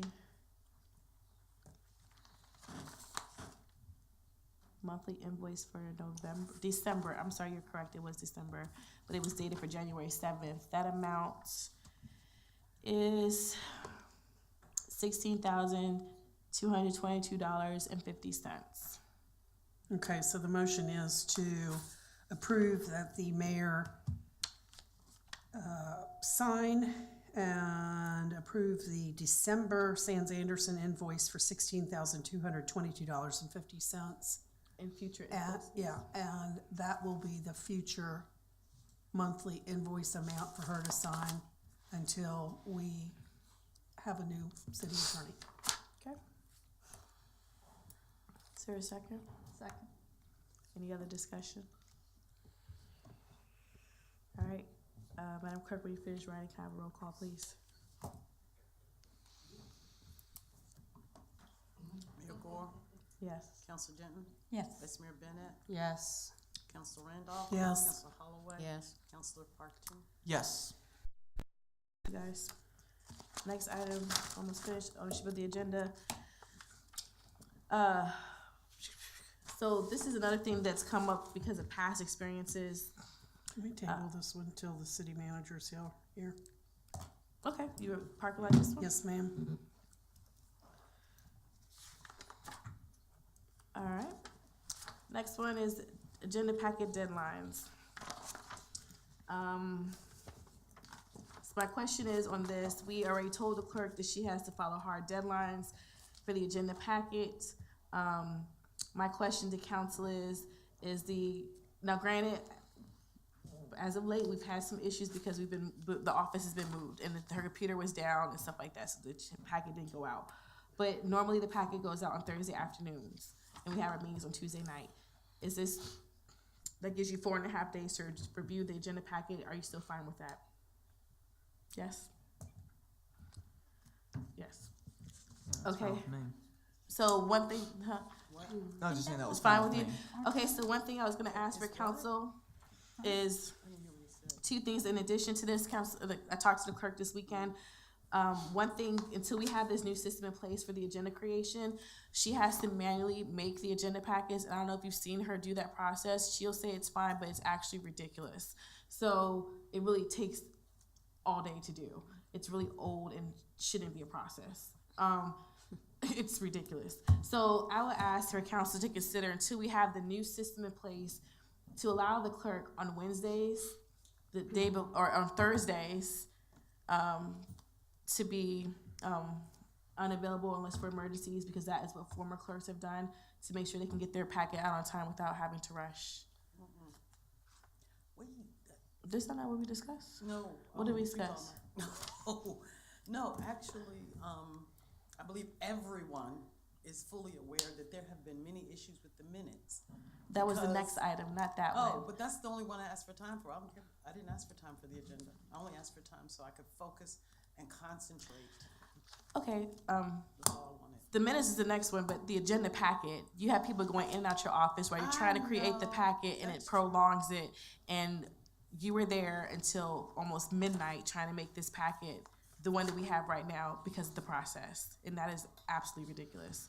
So until we have the new system in place, to ask at Thursdays, unless there's an emergency, to allow them to be able to say, the assistant will be available, Right. but for her to be unavailable so the packet is created. Because the process is, she takes the items, she has to scan it. After she scans it, she has to put them into a PDF. After the PDF is created, then she can print it. It sounds simple, but the copier, if it has too much color or too much words, it doesn't pick up the scan. I have literally watched her scan the document like 8 times, like before it can pick up. It's antiquated. So until our new system is in place, hopefully the next month or so, is that okay with everyone? To make sure we can get our packets on time and her office is not running around with her heads cut off. I think let's try it and see how it does. Thank you very much for We'll do a pilot program. a pilot test. Pilot test. It doesn't bother me, it bothers her. Because you shouldn't have to work in that condition. That's ridiculous. That's fine. So are we gonna limit her involvement with citizens on that day as well?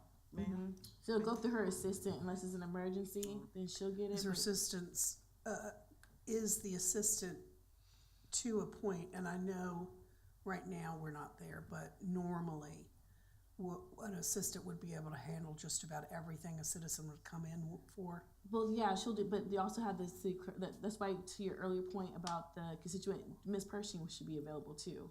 So you have both, and then also when the assistant is trained up, the constituent stuff will actually go with with her job description. My biggest concern is just the availability to the constituents if needed. So as long as the assistant is able to do that, I'm fine. All right. So to your second point, wait. Before I move on, everybody says okay with testing it out, right? And testing out is at least give it at least twice, not just say one time it ain't working, re-scratching. At least try it twice. The other thing is, to her point about the minutes, we discussed making we're trying to get on a monthly schedule again. That's been this way since 3 clerks now have not been able to be on a monthly schedule, just because of the manpower and the workload it takes to be able to turn these minutes around.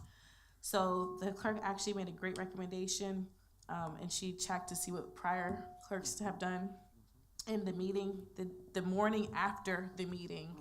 For the first couple of hours of the day, they actually are unavailable, so they can draft the minutes.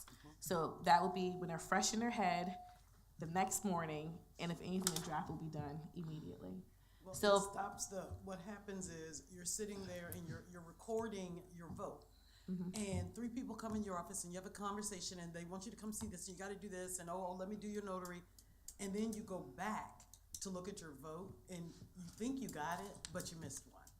Because it's a big gap in between. And of course, we all love our citizens, and that's not a problem, but at the same time, the phone is ringing. And at the same time, the city manager's calling. And at the same time, so my concern is, I mean, obviously, we all want our minutes as close to perfect as possible, because that's our record. But in order to do that, I cannot stop every 5 minutes, you know, which I do every day. I don't mind that at all, but I can't do it when I'm doing minutes. It's impossible to focus if you're doing this. So that's why I would ask for that. So the question is until 12 noon on Wednesday, the Wednesday after the meeting, 12 noon, for her to be able to just have minute time. Yeah, I agree. Just so, I agree. People fine? I don't have a problem with that. Okay. Anybody else have anything to say to that? Any objections? Sorry, there's 2 other items I forgot. Council said the hard rule that we don't want anything handed out during meetings. Are we still sticking true to that? Yes?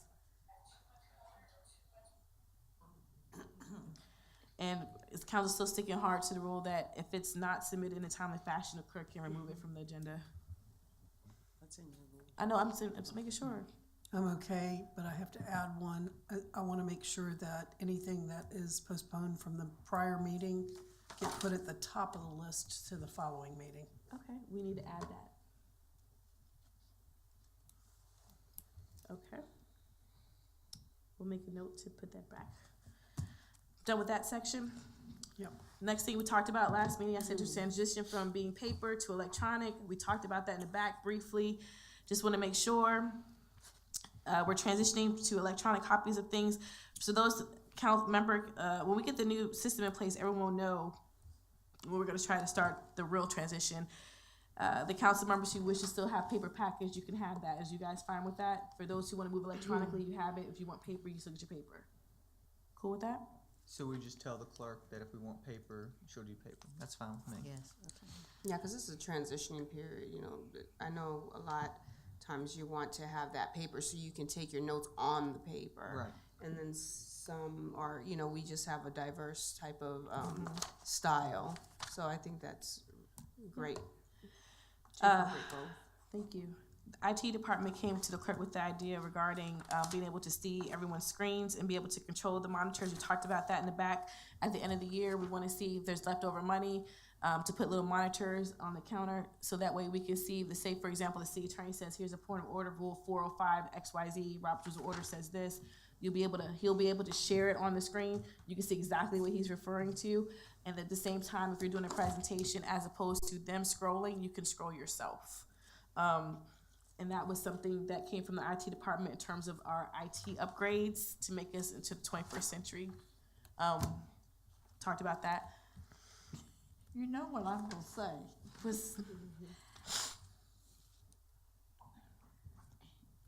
I'm not sure, do we know how much that's gonna cost? No. Do you know how much? No. No, you don't know, okay.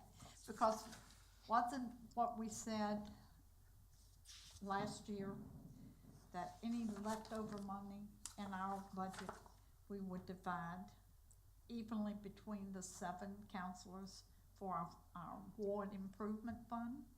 Correct, but 2 points to that. That was for that year. We never actually made it a policy. So we need to make it a policy. Oh, okay. It was for that year. And in fact, to your point, she's still waiting on finance to finally confirm the final number, so we can give you there might be more leftover money that we thought that you can add to your thing. So she's still waiting on that answer, but we don't have a policy in place that automatically transfers money. That was a one-time gig.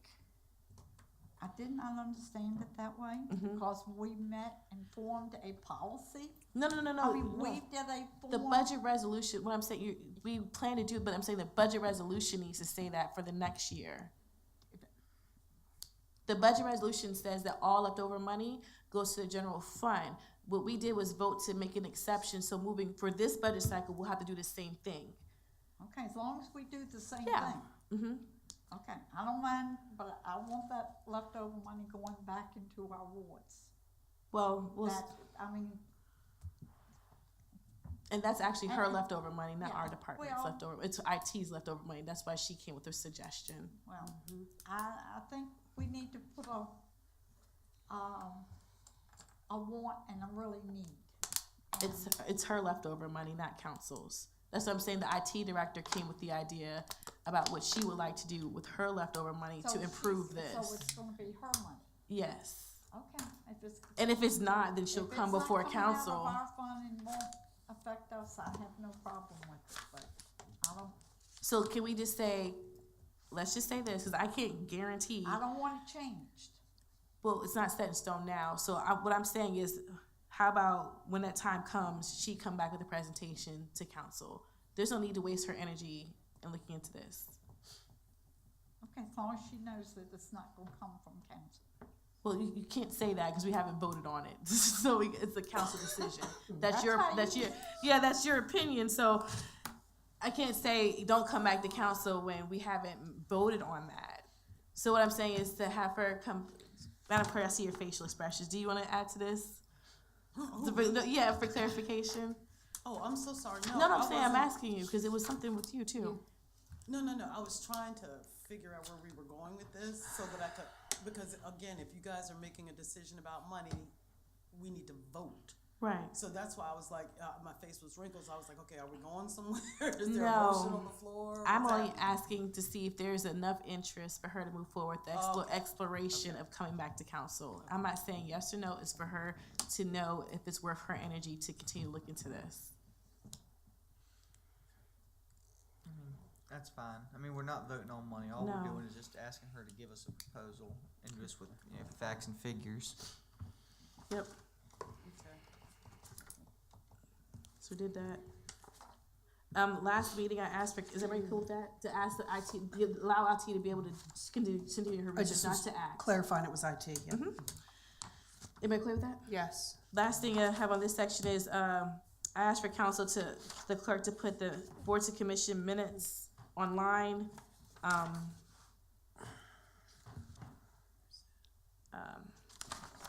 Maybe that might be, that's the next thing, forget that. So this point, you guys asked me earlier, why do we have an extra book?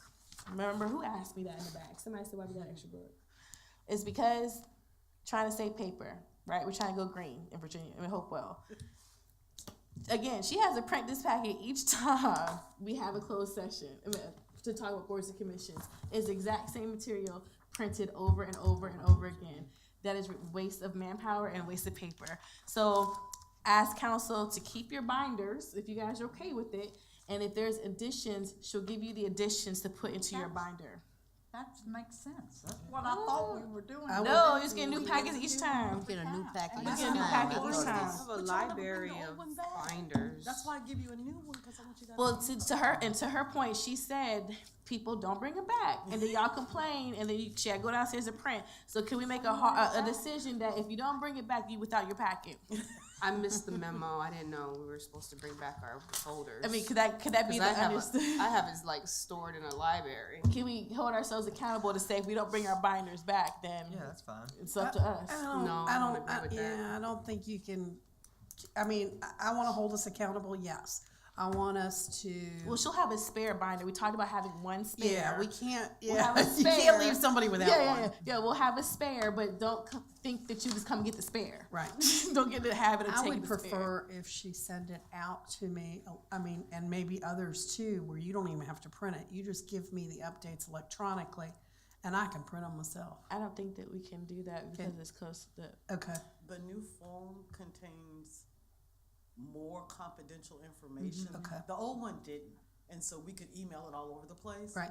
But the new form really asks for people's personal business. I mean, if you obviously, if it's the will of council that I send that, I will. But that's why we don't, because So when we do emails. when we do go into the electronic, how are we gonna receive those confidential items? Are they still gonna be printed, or are we gonna be able to have access through electronic? Unfortunately, your printed. closed packet was never going to be electronic because your closed packet, your closed meeting is extremely confidential. It's not to be discussed. It's not to be disseminated.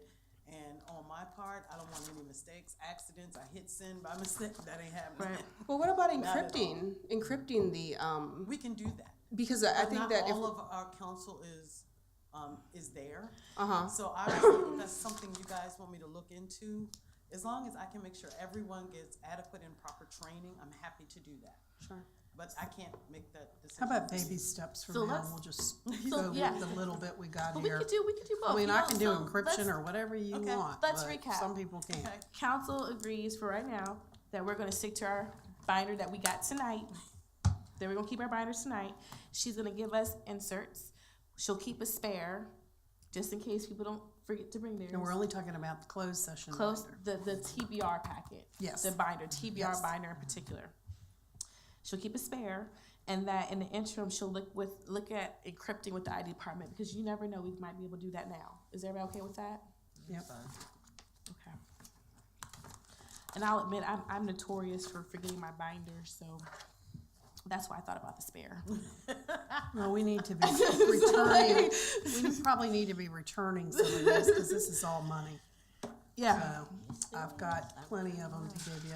All right, we're almost finished with this. So the public hearings, again, the conversation I had with the vice mayor, we talked about ways to streamline our agendas, and I'll ask Ms. Griffin, because it actually affected her, this agenda, actually. So Mr. Dane discussed that in other places, if you haven't noticed, we have a lot of public hearings sometimes on one agenda, and it bogs us down. And so we were trying to figure out how we can split those up, so that way it wouldn't just take over one meeting. And so what he suggested was moving all land use issues to the second meeting of the month, and have the first meeting with regular public hearings that require land discussions. If you do that, then the city manager and Mr. Dane both committed to ensuring that staff planned to have it on those second meetings, the second council meetings. But the reason why I mentioned Ms. Griffin is because council asked for, at the last time we met, to have information in advance of having public hearings when it came to land issues. And so in order for her to brief us, she needs to have a work session. So essentially you'll be saying, the first meeting of the month, you'll have a work session that includes all your land use public hearing items. The second meeting of the month, you'll have your public hearing. And that will be like a standard moving forward if you guys agree to that. And I'll ask Ms. Griffin to chime in and just to clarify anything if I haven't explained it. You've explained it perfectly. I don't need to clarify anything. I can answer questions. But the commitment would be, so just like they commit that they'll have their stuff ready, our commitment would be, we can't kick their work sessions because it will throw off the public hearings. It's very important. The planning commission has to have a public hearing also.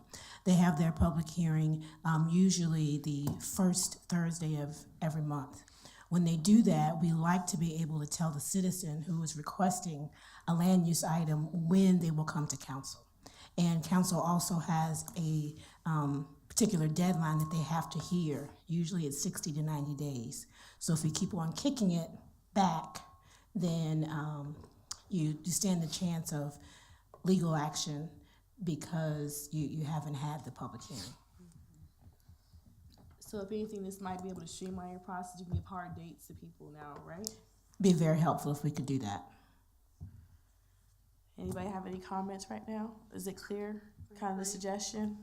Is that gonna apply to, I mean, she said planning, so I imagine the EDA and anybody else is gonna fall under that. My concern is, I have no problems trying this, but I know it's gonna delay. If we do it the second meeting, it's going to sometimes delay by an extra 2 weeks when somebody could have gotten in. But is that really a problem? Well, I think the issue is that the city council has requested a briefing prior to the public hearing. Right. So that would mean you have to have a work session first. Right. So for me, it will not cause a problem. Actually, I would like to know when the work session is going to be. Okay. So we have to play that in as well. The work session prior to that public hearing. So yes, yeah, and the work session would be your first right. Tuesday meeting. Mm-hmm. So we're committed to doing the work session the meeting before. Yeah, so the work session would be the first Tuesday. Right, yeah. but I mean, we're all understanding that has to be committed to for this to work for them. Right, that's what I'm trying to say, yeah. That's fine with me. I mean, There may be some instances where you don't have a work session because we don't have any public hearings. Right.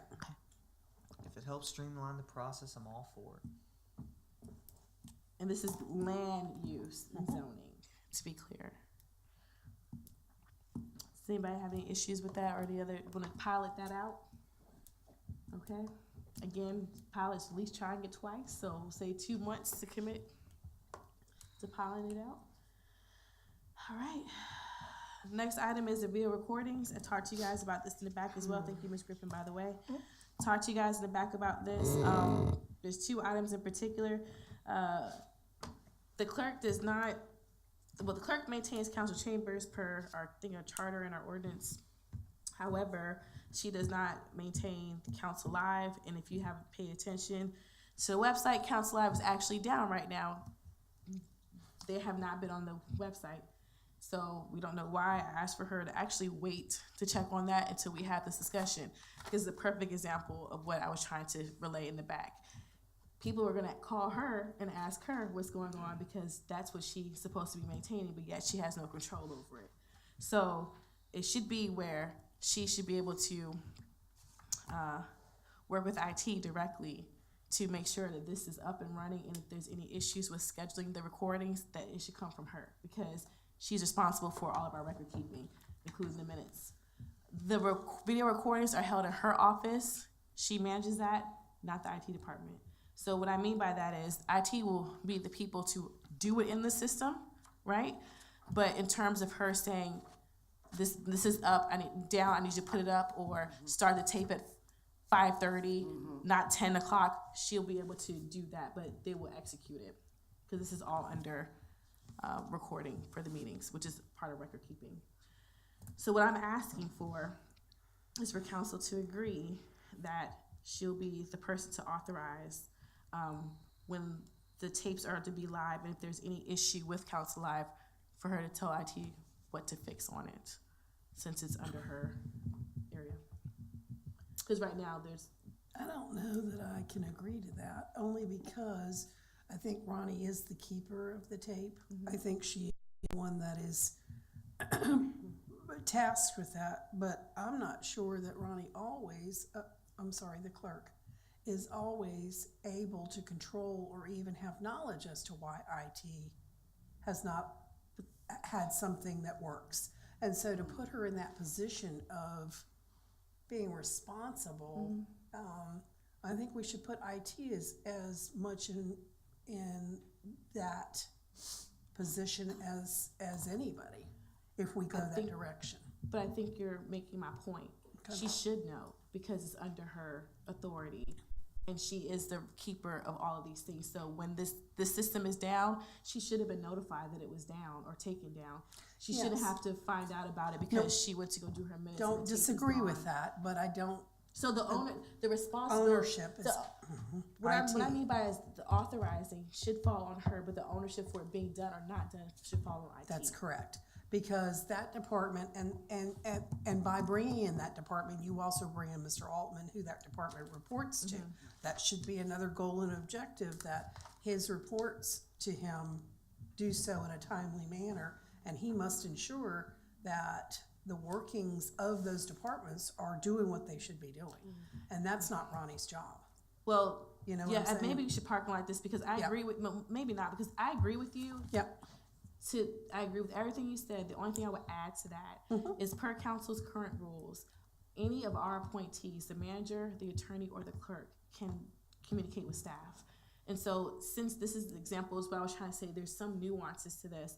Since this is something that's actually under her responsibility and her authority, she can contact IT and CC city manager, but she shouldn't have to go to the city manager to make sure that something that she's gonna be responsible for is done. So if she were to contact, for example, let's say she contacts IT and says, Council Live is down, it needs to be back up, please let me know we can get it back up. They give her 5 o'clock. 5 o'clock rolls around, it's not done. She goes to the city manager and says, hey, they didn't do it. They need to get it back up. And I understand where you're coming from. There is a basic difference in how you and I are seeing this org chart. And certainly at some point in time, I'd like to address that, but not tonight, because I do think that we have to share but silo responsibility. But Yeah, because right now, and I know, but right now, what's been happening is people are blaming her. And yeah, she and I can't control understand that. that So- that's not her. And she may yeah. not say that people blaming her, but I've witnessed it and I've Right. seen it from meetings. And she may not, but I mean, at the end of the day, I'm still wearing my supervisor hat for her, whether she wants me to or Right. not. And people have blamed her for something that she can't control. Right. And so, yeah, I don't want that to happen. Right, And so we that's got why I say parking make lot this. IT. Go ahead. I just wanted to say, and Councilor Randolph, perhaps this will assist you. Sure. Because I think we're all on the same page, we're just kind of saying it different. differently. The way that Mr. Altman and I have been doing it very recently is if there's an issue, I'll send an email and I will copy him, of course, on communication with his staff, of course. But, you know, I'm allowed to interact with them directly. Sure. And then if there's an issue, I go directly to him to handle it. It's not a situation where I'm running around bossing his staff. That ain't happening. And that's fine, but that's, the primary- yes, that does help me because Right. that's where I'd like it to be. And that's how it is. Yeah, And because that's all, he has to but right manage now, his she's just trying reports. to make Yeah. it so that It's Fine. it's clear. okay for me to, you know what I'm saying? Yeah. So that council's aware of it. Instead of, because Mr. Albin and I, as all you guys know, we work very well together and we've come up with a lot of stuff. But Sure. this way you guys know what we're doing. And so if that's a comfort to you. I just don't want it to come back that, well, we told Ronnie what was wrong with it, but she didn't, she didn't do this or she didn't do that. Well, yeah, she doesn't That's have not, access. right, so, that's yeah. not your responsibility. You've got the responsibility of housing it and working with them to try and make it work, but if they can't make it work, that's not your responsibility or Correct. your fault. Yeah, but Okay. yeah. So that's pretty much what I'm asking for, is to make sure that's clear that that relationship exists. So if there's issues, then she's notified, because there was some stuff that had, like, videos were taken down, they didn't even tell her. And she's a record keeper. So when people are calling in, news crews, she had no Yes. clue that it was down. Asking where it is, and I'm like, So I'll bring this back, but I think that's the clarification I was looking for, honestly. Right. Okay. So do you want to repeat it? Mm-mm. So we're in agreement not that sure she I- can still I'm not sure I authorize, could. she can supervise it, but she has to contact the city manager to make sure that his staff Yeah. is acting accordingly. If there's an issue, that she'll report back to him. Right. That's fine. Thanks. All right, so that goes back to, this is another awkward conversation. The recordings of it. We don't have a contract on file regarding the recording of videos with Mr. Wells. We try to find the contract. We There is no can't. contract. I asked Mr. Kalos to look into it. There is no contract. So in order for us to start having some, again, cleaning up stuff, the question I have for council, if I understand correctly, it's $100 per meeting. No. It's $100 per, however, okay, a regular council meeting, I think is like 4 hours. So it's $100 for that, and then it's $100 per so much after. So of late, it would be like a couple $100 per meeting. Is that correct, Is Mr. that- Wells? Can I say what it is? Yes, please. The contract is for 3 hours, it is $100. Anything over 3 hours is double that amount. Per hour? Per hour? No, that is the total is 200 would be the most it would be. Okay. Okay. So it caps at 200 after. All right, and I think the other thing that came up with talking about the contract is, since these are, since these are records of the city council meetings, usually people would get this through FOIA requests, and we're aware of who's capturing these things. But since he's recording it and we don't really have a contract, he can sell the tapes, and we don't have any ownership or knowledge of who's taking the records of our meetings. So that's one other concern. I think that's legal. I didn't say it wasn't illegal, I mean, but I didn't say it was illegal. I know, I'm just saying that's his business, so he can certainly sell. I was just recapping. I didn't say there was anything wrong with Okay, it, I just, but this is a recap, so I'll just repeat it. Since he has the rights to tape, because there is no contract, he can sell them, and if there's a request for a tape, we won't have it tracked in our FOIA records, and that was a concern, which is why I'm raising it as a concern. Whether it's concerns for everyone, it's not my job to say. I'm just repeating what the conversation was. So the questions I have for council is, we do have Council Live, which records. Now, as we know, we did have an issue with it going down for months. It's down now.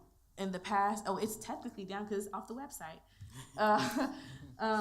No, I mean, it's not recording now. No, that's what I'm saying. It's on the Issue website. right now. That's what I mean.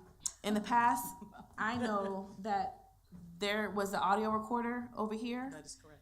That system has not been maintained, so she needs to actually do some research to figure out how to get that current, because She being the clerk. yes, because we need to have two forms of recording. So this is why I kept trying to say this recording is really under her area, because she needs to research that to give us the audio option. So I'm letting you guys know up front, she's gonna be doing that to make sure we're protected. So the question is, do you want to continue? If you want to continue with this contract, then we need to have something in writing and signed. If you don't want to continue, then we'll discuss what are the options. Counselor Denton? Okay. I think we definitely don't have much choice. I think we absolutely need TJ Video to continue to video these, because if there is not live, we've got a backup. And I know during the summer, when I was going through these minutes, there were several weeks that live was not working. The only way we have a record of those meetings is through the tape. So I definitely feel like we need a backup. So I appreciate what Mr. Wells does, and to me, it's very important to our city to have a record. So that's my feelings on it. So you want us to create a contract? I continue agree. We need to have a backup for it. And I mean, it's very inexpensive in order to make sure that we do have accurate record keeping. It's $400 a month. No, that's only for two. Wait, it's $200 per meeting. I said for a month. It's $200 per meeting, which means during budget cycle, we can get real interest. I'm just saying. Do you have a question? Are we doing two? Are we doing one and a form of backup, or two? I was going to ask that. Let's Okay, just go. I just want No, to make no, sure I got it I'm right. with you. Let's just Okay. go through this and see if they want to. I'm not quite sure what our options are. I mean, I know we have Council Live, and I know we have Mr. Wells, but what is the other? She's Option getting the Uh-huh. audio. Okay. No matter what we do, she That's has to gonna get the be- audio up and right. running, no matter what. Audio back. So we'll Okay. essentially have three. Okay. Let's temporarily, first, we've also discussed the need to have local vendors, okay? For everything that we do in the city. And right now, we've used this local vendor. I say until we know more about our options, let's keep it for backup purposes. I don't think that it is something that we should be doing without a contract. I've come from an environment where you have vendors and they are all vetted and they are all under contract. There should be nowhere that we don't have a contract for any vendor that works for the city. There is not much else I can say except for temporarily let's, if we can get one, and Mr. Wells is open to doing a contract with us. Let's make it a short-term contract until we know more, and then go from there. That's my But I'll add to that that the contract needs to be signed before our next meeting, and to let the city attorney negotiate it with the clerk. I mean, you gotta figure, because you're the person that it goes under you, and so you're the person. I was like, me and okay. So I'm fine with that, but in my opinion, it needs to be signed before our next week because we already exposed it. We don't have a contract. So, So do we not have somebody at the city that handles vendors and their contracts? Yes, it's called the city attorney. The city attorney. Is that it? Okay. Well, but see, that's the other thing. Unfortunately, y'all about to drift into the procurement policy. Right. Where, I mean, as much as it sounds fabulous, based do on the a dollar emergency amount, waiver. council may not be able to give that contract. I don't know. I would need to speak with Ms. Cone, but just for legal. That's, yeah. Can we look That's at what I was emergency kind of waiver? leading to. Right. Mr. City Attorney, can you make a note about emergency waivers? Because I'm not trying to be funny. The city manager did one on behalf, not this city manager, the former city manager did that one on behalf of council for the clerk for minutes, and we didn't know about it. There's such thing as emergency waivers that they did for procurement. There are. I'll speak. I'll speak with Stefan, and we'll definitely get something done quick. So if I'm recapping, do a temporary short-term contract to hopefully be signed by the next meeting, negotiate with city attorney and city clerk. In the interim, you will be looking for an audio option anyway, so we need one no matter what. Everybody cool with that? Cool with that? I think we're done with this. I'll just say that, just to recap these last one items. Legislative recaps, I asked the manager to include in the news briefs, legislative updates from council, like we passed new ordinance or something like that. He needs to include those in the news brief so people will know up front when we make a big change. He said he was fine with doing that. It's gonna start adding them to the news briefs. The other item was the financial report. For months, we did not get a report. I asked the manager to make sure we got a transfer report into the agenda packet. We got one at the last meeting. It is only transfers. The next item is the auditor meeting. The previous council asked for city manager to have the auditors come and present the 2016 CAFR. That request was asked to be put by the finance committee. Right now, it's in the finance committee's bailiwick to schedule the meeting. I'm not asking for any action right now. If council would like for it to come back to the floor for everyone to do, just let me know and I can tell him that. So is there any particulars? Does anyone want the finance committee to look at it and then come back to council, or do you want them to come to council? Council? You want them to come to council? Mm-hmm. Okay, so I'll ask for them to come to council. This is a minor thing, but I'm just trying to put everything out there so everyone knows what I've asked for. The HR system has the clerk as a part-time employee. We've asked for months for them to fix it. He's finally fixed it. So I documented that. Groundbreaking events. When I first came on council, we would always be able to go to events because the timing of it over the past couple of years, they've moved to being during the day and mostly attended by staff. So I've asked the city manager and Mr. Dane to make sure that staff for council, city groundbreakings and events like that to be at least we're in the afternoon. So that way council can come, because again, these groundbreakings are because of items that we have passed ourselves. And so if we're gonna be doing ribbon cuttings and groundbreakings, those who supported it should be there. So I've asked for him to not schedule any of our city groundbreakings no earlier than 4 p.m. I agree. You can't do that. Don't schedule any, what are you saying, not to schedule any? City groundbreakings or events. Yeah, but. He's agreed to that. Like I went to one today. I mean, it I'm was not the talking city. I mean, the city has to be there. What she's saying is to make sure that the city doesn't schedule any before 4 o'clock, so people like me, Johnny, patients could be there because it's at 4 o'clock rather than at noon. And it's our groundbreaking events. These items wouldn't be happening if council didn't vote to approve them. If it has to do with I'm the not talking city. about the That's chamber, right. I'm talking about The city. chamber, because. Yeah, I'm not talking no. about the chamber, I'm saying in particular city. City Because only. the city has to be at those. Yeah, no, ribbon cuttings. anything that we initiate only. Like the apartments. Like when we Yes, did the groundbreaking for Arlington Park. That's a city, the Riverwalk groundbreaking, that was scheduled for 2 o'clock in the afternoon, and council approved that and we couldn't make it. So that's an example of what I'm talking about. I mean, these events are because of our support and we approve them, we should be present, and that's how it was in the past. If So it's possible, but sometimes they're not possible to do that. should be possible.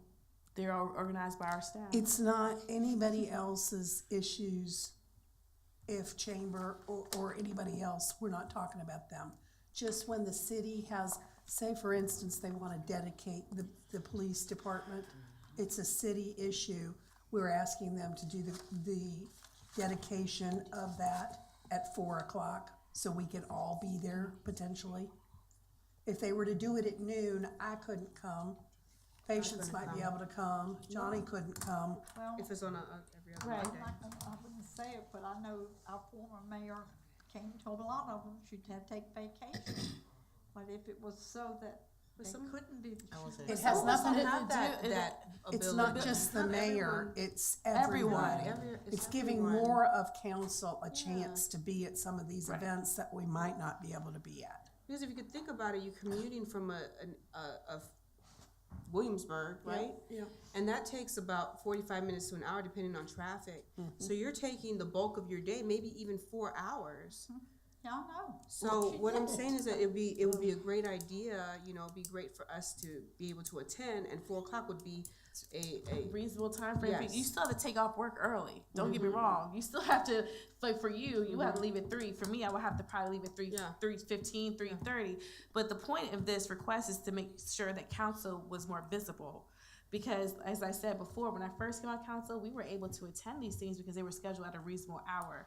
And so if we're the visionaries and we're the ones doing these decisions on the behalf of the constituents, we need to be present for these things and support our community. And if we're not there, it shows that we're absent. And we're not absent because we don't want to be, it's because it's scheduled when we can't be there. And so the goal was to have more participation of council. And so I was trying to be thoughtful and think about everyone's schedule in order to ask for this request, because I can take off. I have civil leave, but not everybody has that option. So I was just trying to be thoughtful. Nope, it works for me.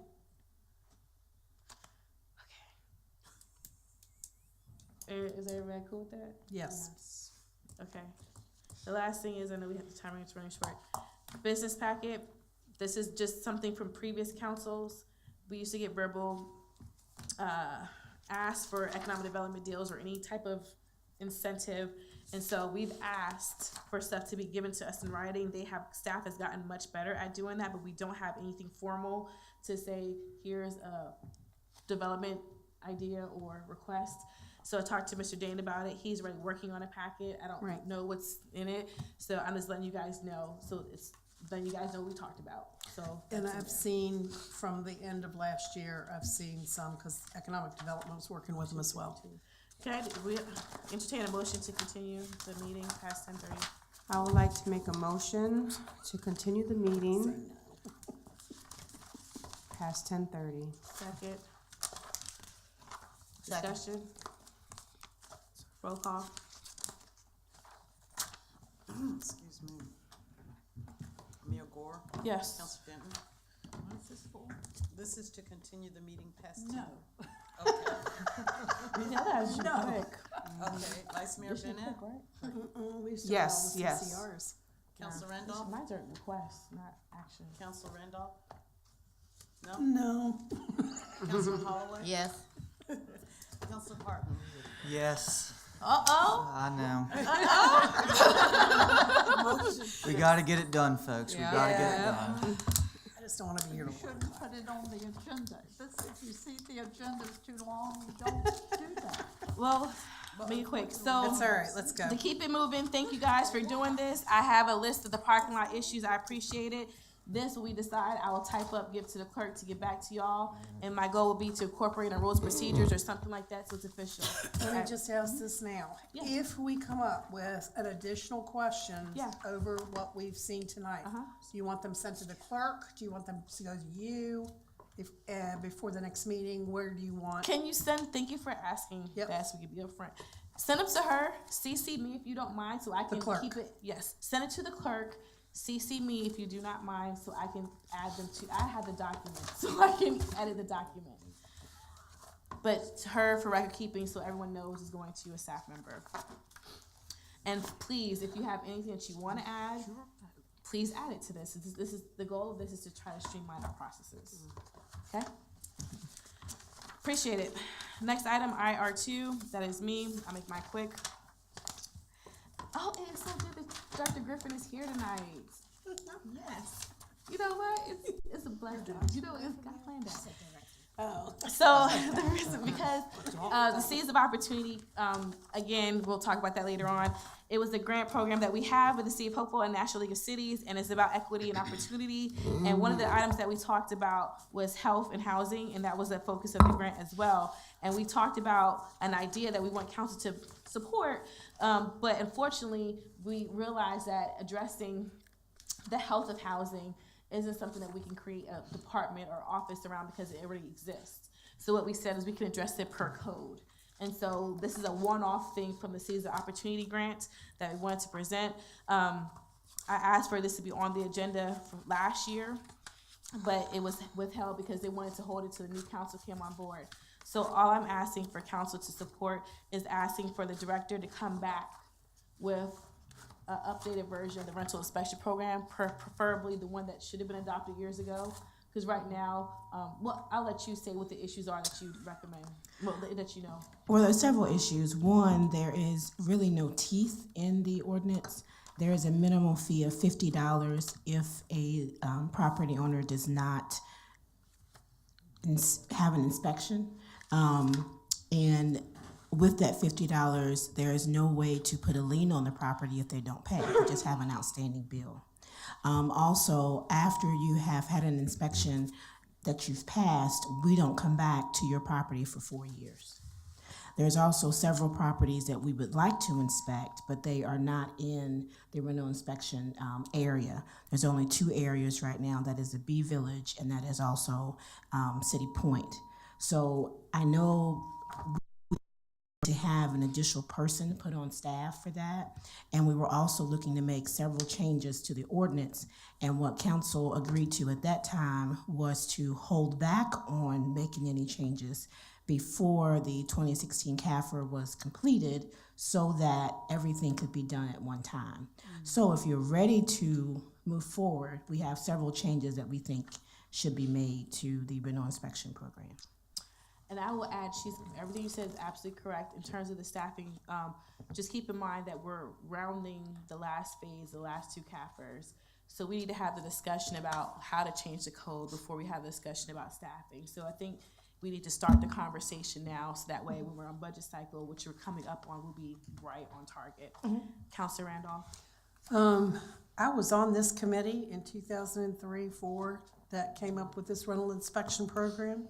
And Tavia will tell you I didn't like it. March will tell you I didn't like it when we came up with it. We had several real estate companies, heads that owned a lot of property that were on this committee. And for the sake of trying to get something accomplished, we came up with this poor version. Ms. Griffin is exactly right. It has no teeth in it. It is not hard enough. And with the amount of rental property that we have in this city, some of it I wouldn't want my dog to live in. And that is a poor comment for a counselor to have to make about housing in their own city. But I truly believe that. I don't believe that people that own 1 or 2 should be held as accountable, as not that they shouldn't be accountable, but people that own 400 properties need to be held to the highest standard we can submit to them. So I will be definitely on board with Ms. Griffin having somebody in her department. I think that if we're going to clean up this city, we have to start with the housing and the rental housing in particular. There is nothing wrong with rental housing, but we cannot have it in the condition that it's in. And I was on the board that did this poor plan. So I'll be the first to step up and say that it needs to change. Thank you. Yes, ma'am. So my ask tonight is to ask for council to vote to add a work session for her to come and present some options. Ms. Griffin, I don't know what time frame would be feasible. Do you have an idea, or do you want to come back to the clerk with a date, but as long as we approve you having a work session? I would say to come back with a date as long as you all approve that there will be a work session, and I'll talk to Mr. Altman about a preferable time. Okay. I don't see any other lights about this. Is there any other discussion or comments? That's fine with me. Is there a motion? Please do that. Councilor Randolph, do you want to make it? Sure. I would like to make a motion that we support a change in the rental inspection program and to set up a work session to be determined by Ms. Griffin and our city manager for a future date. Second. Second. Is there any other discussion? She didn't hear you. Yeah, it's okay. Madam Clerk, do you go with the motion?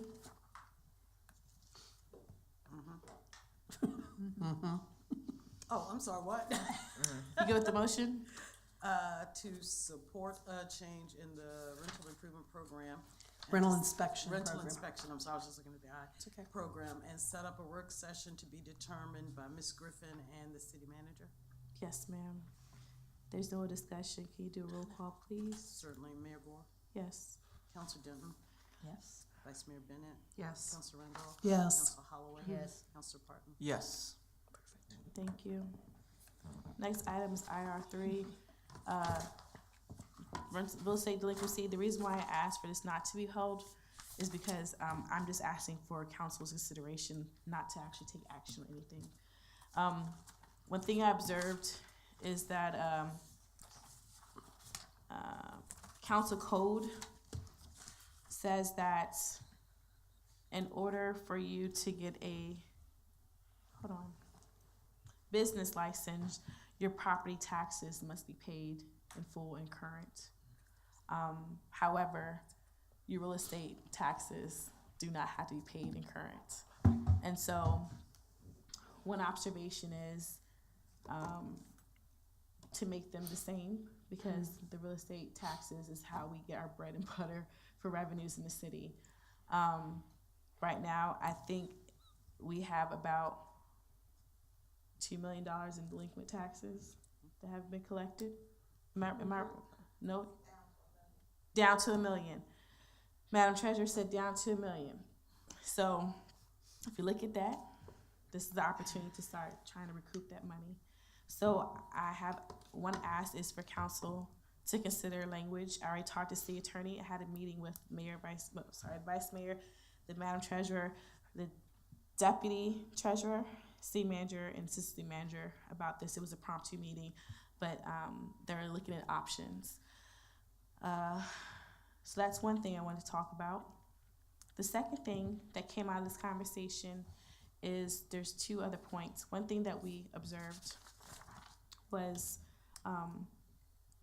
when it comes to, again, focusing on real estate money, there's nothing blocking people from being able to get permits if they're using it for,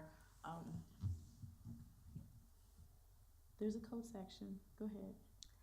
Actually, I didn't know this was on the agenda, but there is a code section in our zoning ordinance.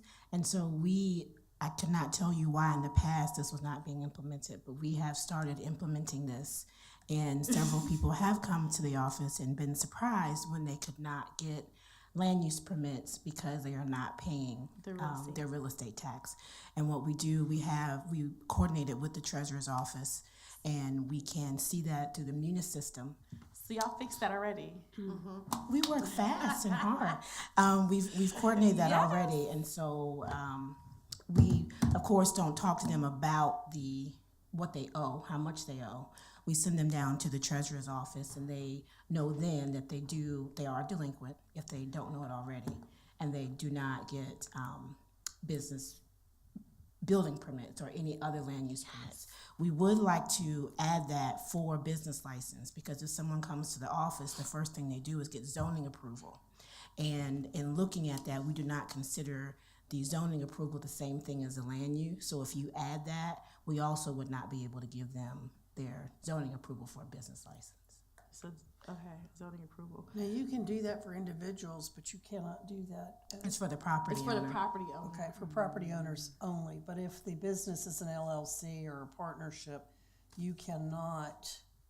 Is if they are trying to pull a permit for the parcel. So it's based on the parcel. Okay, because I know that there is a law that does not allow you to penalize an LLC member. The LLC is made up of guarantors or members that would not be able to have the LLC garnished or pay for something that an individual member had done. They're two separate legal entities, and you can't commingle that, correct? That is correct, as long as they weren't trying to do the action Through the LLC. through the LLC. That's They would correct. be separate entities. Right, okay. Just want to make sure we're clear that there are instances where we won't be able to do that.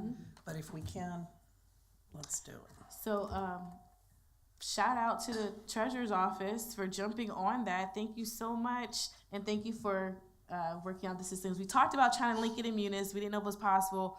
Thank you guys for doing that. That's really exciting. So that's really cool. I'm really excited. Thank you, Ms. Griffin. So the last part of that, so that takes off one of those items actually. So the other part is we talked about in that meeting, the last part is the clerk actually noticed that some of the contractors, the vendors that the city partners with, may not be current with their real estate taxes. Actually, Councilor Randolph just addressed part of the reason why. Why, that's right.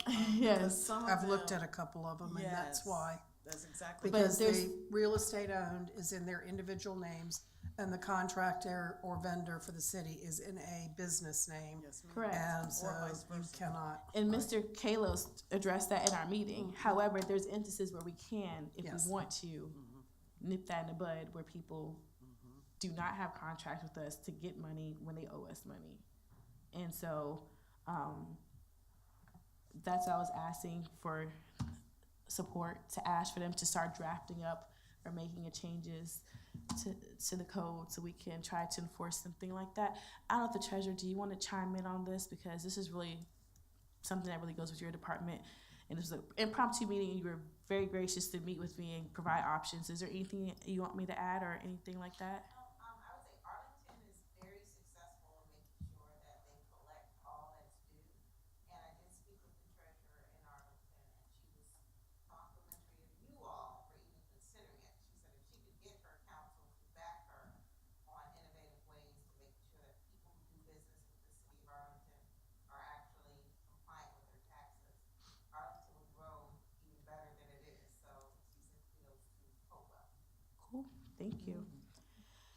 So just to recap, I'm asking for looking at trying to make the business license rule reciprocal for real estate taxes is number one. Number two, per Director Griffin, if I understood you correctly, looking at trying to add to the existing code about the zoning part and business license. Well, the thing is that in order to get a business license, you have to have zoning. approval, right? So if you come up with this, then the zoning should be fine. We should be able to do both. Okay. But we should incorporate that. Yes. And then the last thing is to look at what options we can do for the vendors or contractors that partner with the city to make sure that they're current in respect to the law, what we can do. And that's what I'm asking for, support to see the city attorney come back with options.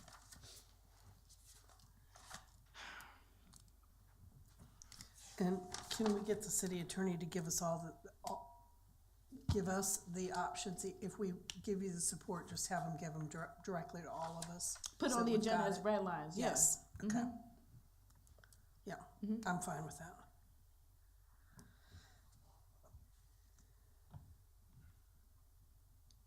Is there, if you make, that's your motion? Yeah, I can, we've got the first half of this done, so you don't want that included in the motion, correct? Okay, so, City Council, the motion is that City Council shows support for the mayor requesting additional work with the city attorney to consider ways to address real estate tax loopholes. Is that fine? That's fine. Okay. Second. And to put it back on the agenda. And to for put it city back attorney. on the agenda and with responses from the city attorney. Second. Did you hear that, Janice? Yeah, I'm just wondering if you should add the city manager in there with that. Well, he'll have to work with him to draft up something. Let's just add the city manager in there. I'm fine with that. That's fine.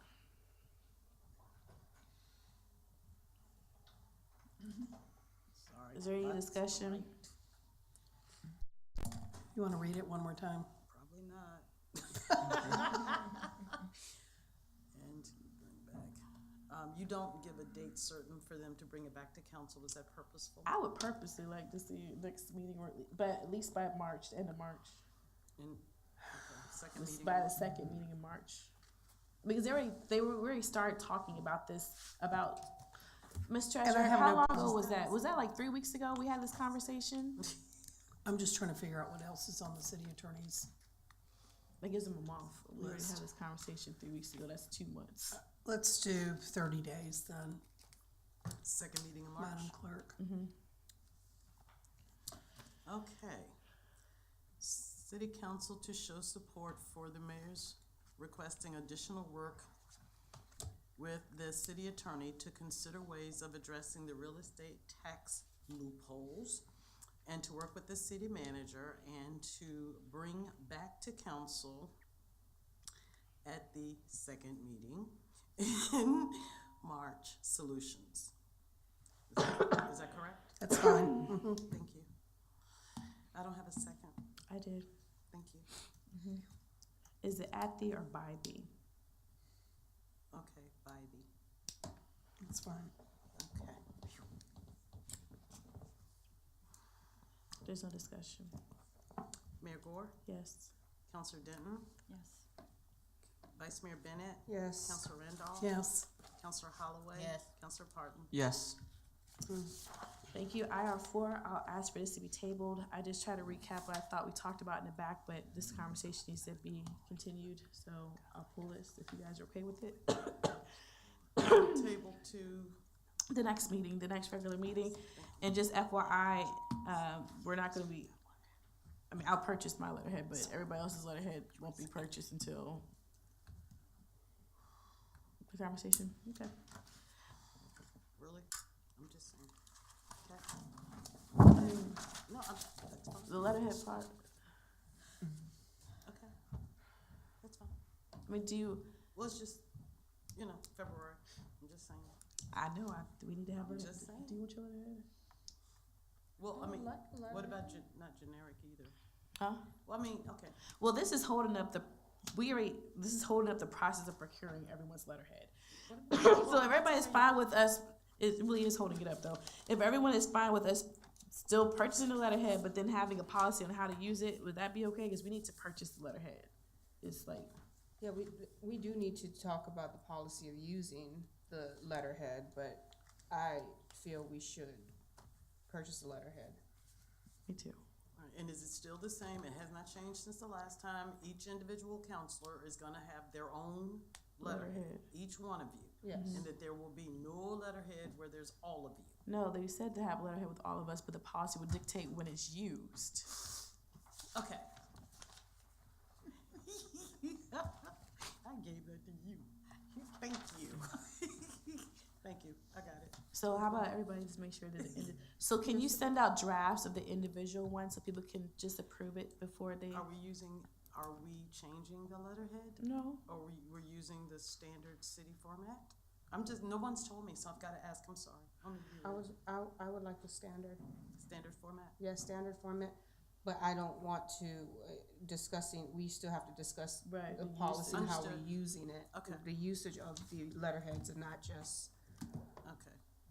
So you all are approving, and I'm asking for a vote, please. You all are approving me ordering individual letterhead and one big letterhead, one pack of each for each person, small pack, and holding it pending your next discussion. Is that Right. what we're saying? Uh-huh. Okay, I'm But sorry. then just add to that to send out the individual for approval because I want to have like my website and stuff like that on there. I want to make sure it's. Oh, no, where I want it. that's no. Okay. Well, make sure. That we don't have a motion. I was just recapping. So. I would like to make a motion to purchase the letterheads, the individual letterheads, and the group letterheads. I would have to make a second motion to hold for the policy. Oh, including, we will not have usage of the letterheads until we discuss the policy The next regular meeting. at the next regular meeting, which should be February 26th. 6th. Correct. Do I have a second? Second.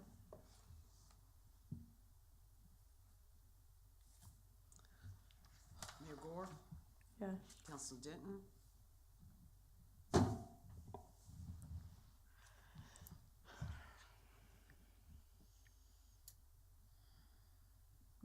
We're just getting it, we have. not using it. You're Not using it. You can't use it until, I'm not even giving it to nobody. Okay.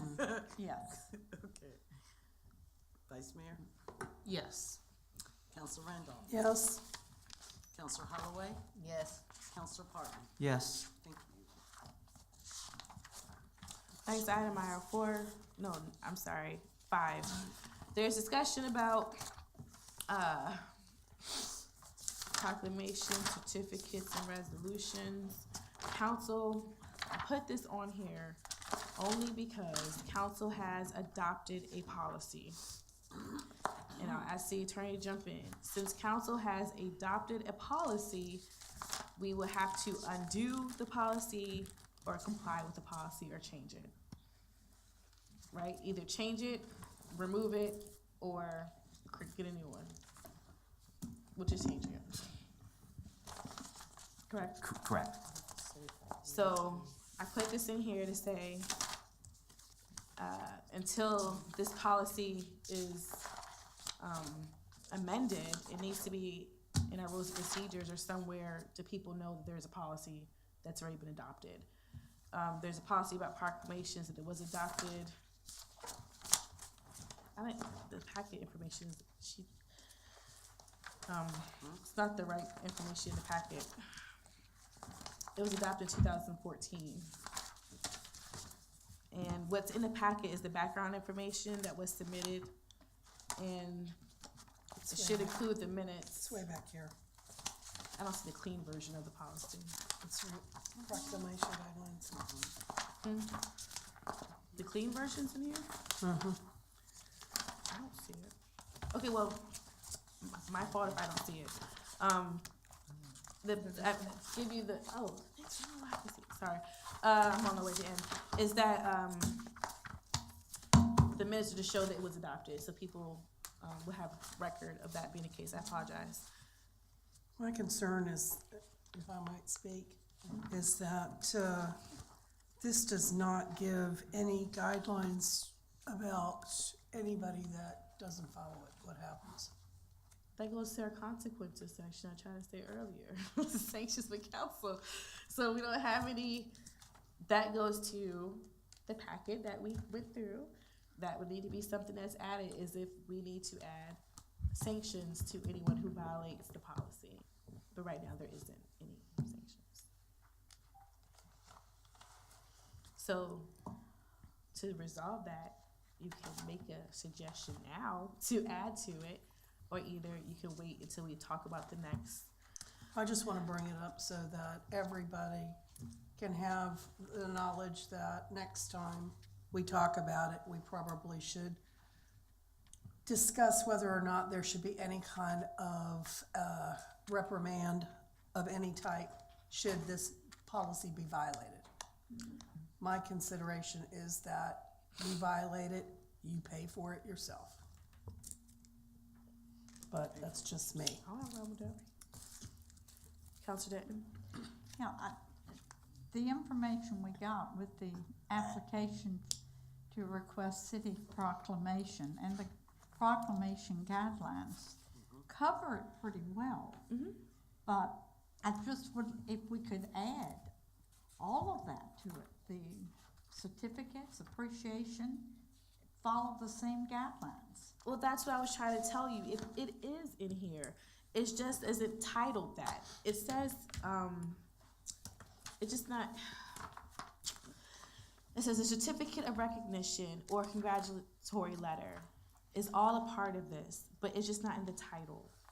So if we can, what you could do to make that clear is you could say that we want to keep the policy, but change it to say that it applies to certificates, congratulatory letters, you see what I'm saying, resolutions and things of that nature. Anything that we as a city send On behalf of the city. Yeah, then we fill out one of these. Yeah. And everybody follows it. The clerk, did you have something to say? You went, Oh, no. no? No. Did you have something to say? You made a face too. I certainly didn't mean to. Wait, no. The only thing that I would caution against is that a resolution could be considered evidence in certain civil suits. And so you just want to make sure that there's a strong process to make sure that you're actually resolving what you want to resolve. And, well, I would add, before we approve it, that our city attorney looks over that. Well, Mr. And this is the Councilor, and this is already approved, and that's my point. This is already a policy that's already been adopted, and so that's the point I'm trying to make. Is we already have established guidelines, and to what Councilor Randolph is saying, what we don't have is sanctions for those who violate the adopted policy. And to your point, we should make it clear that this applies to, maybe not resolutions, because you're right about that. Maybe to say it should go to certificates of recognition and congratulatory letters, and maybe condolence certificates as stated in this policy. It says it in here. It's just not on the title. Okay, but long, I mean, we just have to be careful. Janice, that we look don't- at other, the last bullet point. Look under this one in front of you, under other, the last bullet point. Is that enough, or does there need to be more? Let me see if I see which one we're talking about. He has it where his You're pen looking is. at the proclamation guidelines? Yes. Right here, it says, other certificate recognition, congratulatory letter is an alternative to a proclamation. So you can get those three. And down here, it says that condolence requests have to be given 10 days. So it covers condolence requests, certificate recognition, congratulatory letters, and proclamations. It covers all four. And we don't do anything like appreciation, I'm sorry, appreciations, is that in, letters of appreciation? that's certificate recognition. That's, Well, we could do / appreciation. okay.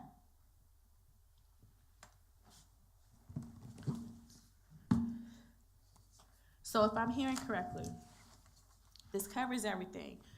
What we need to do is amend this policy to say that we're saying certificate of recognition / appreciation. And to change the title to cover, to say City of Hopewell proclamation, certificates of recognition / appreciations, congratulatory letters, or condolence certificates, request guidelines. Unfortunately, I'm gonna throw a little wrench in this, because the very first comment is that a proclamation or et cetera that we list below is something that's signed by the mayor. Okay?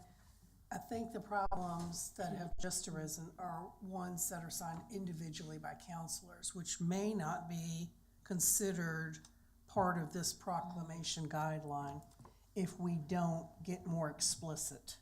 Is that correct? Because the issue that was just brought up in, recently was one of an individually signed certificate by a councilor, not the mayor. I don't think I'm entirely clear on. If I may, if you don't mind, there were certificates being issued individually, and they weren't signed by the mayor. Per this policy, they should have been signed by the mayor. So it's just a violation of the policy. So I guess to her point, are you trying to say, do we add? What are you trying? Because it was a violation. I'm just so trying to clarify that, are we trying to say as a body that everything that goes out as a proclamation, certificate of recognition, congratulatory, letter of appreciation, et cetera, are only signed by the mayor? And if we're saying that, then we all need to understand that. If we're trying to apply these proclamation guidelines to what everybody as a councilor will have the right to do, then we need to look at the verbiage that states that this is only signed by the mayor. because then we've left out that whole portion. So I agree with you. So what I would say is proclamations have historically been by the mayor, and my personally, not just because I am the mayor, that's how it really should stay.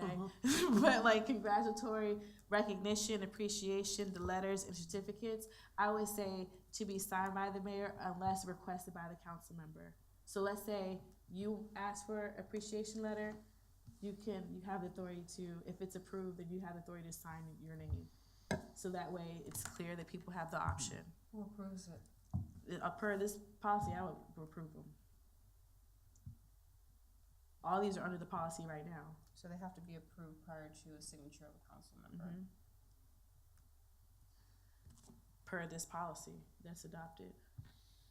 What I'm doing is adding so that a council member will be able to sign their letter as opposed to just having me sign it.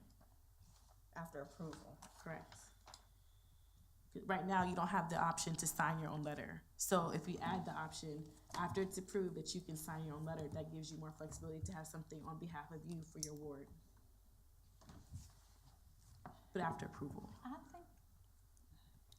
I think it should be, when you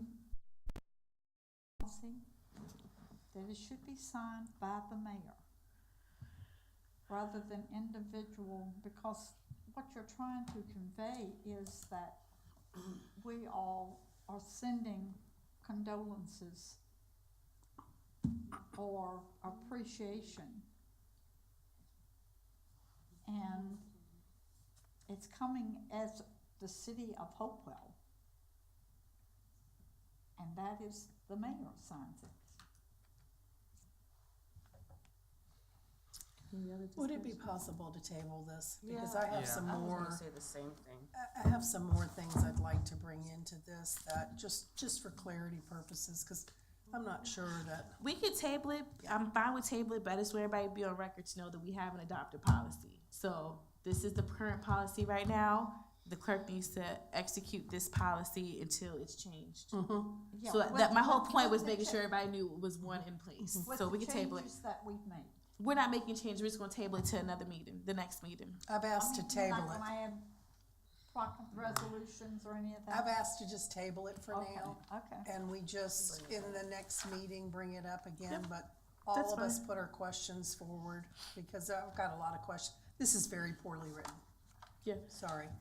It is. I don't know who wrote it, but it's poorly written. So I just dug it up. So I'll ask that everyone send their questions or feedback to the clerk about this issue. Please CC me so I can try to capture this, and the city attorney as well, so we can try to work through these issues. I just want everybody to know there was a policy. I don't care what comes out of it. So, okay. Next item, everybody's fine with that. We did that. Proclamation. This is you, Councilor Denton, IR6. Well, I think I don't know why they were separated anyway, but. Because I was trying to say there was a policy on the books, that's all. I didn't want to. Yeah, I think we've discussed it pretty Okay. well, We so beat that dead horse. Okay. I say skip it. All right, 7 is a task force.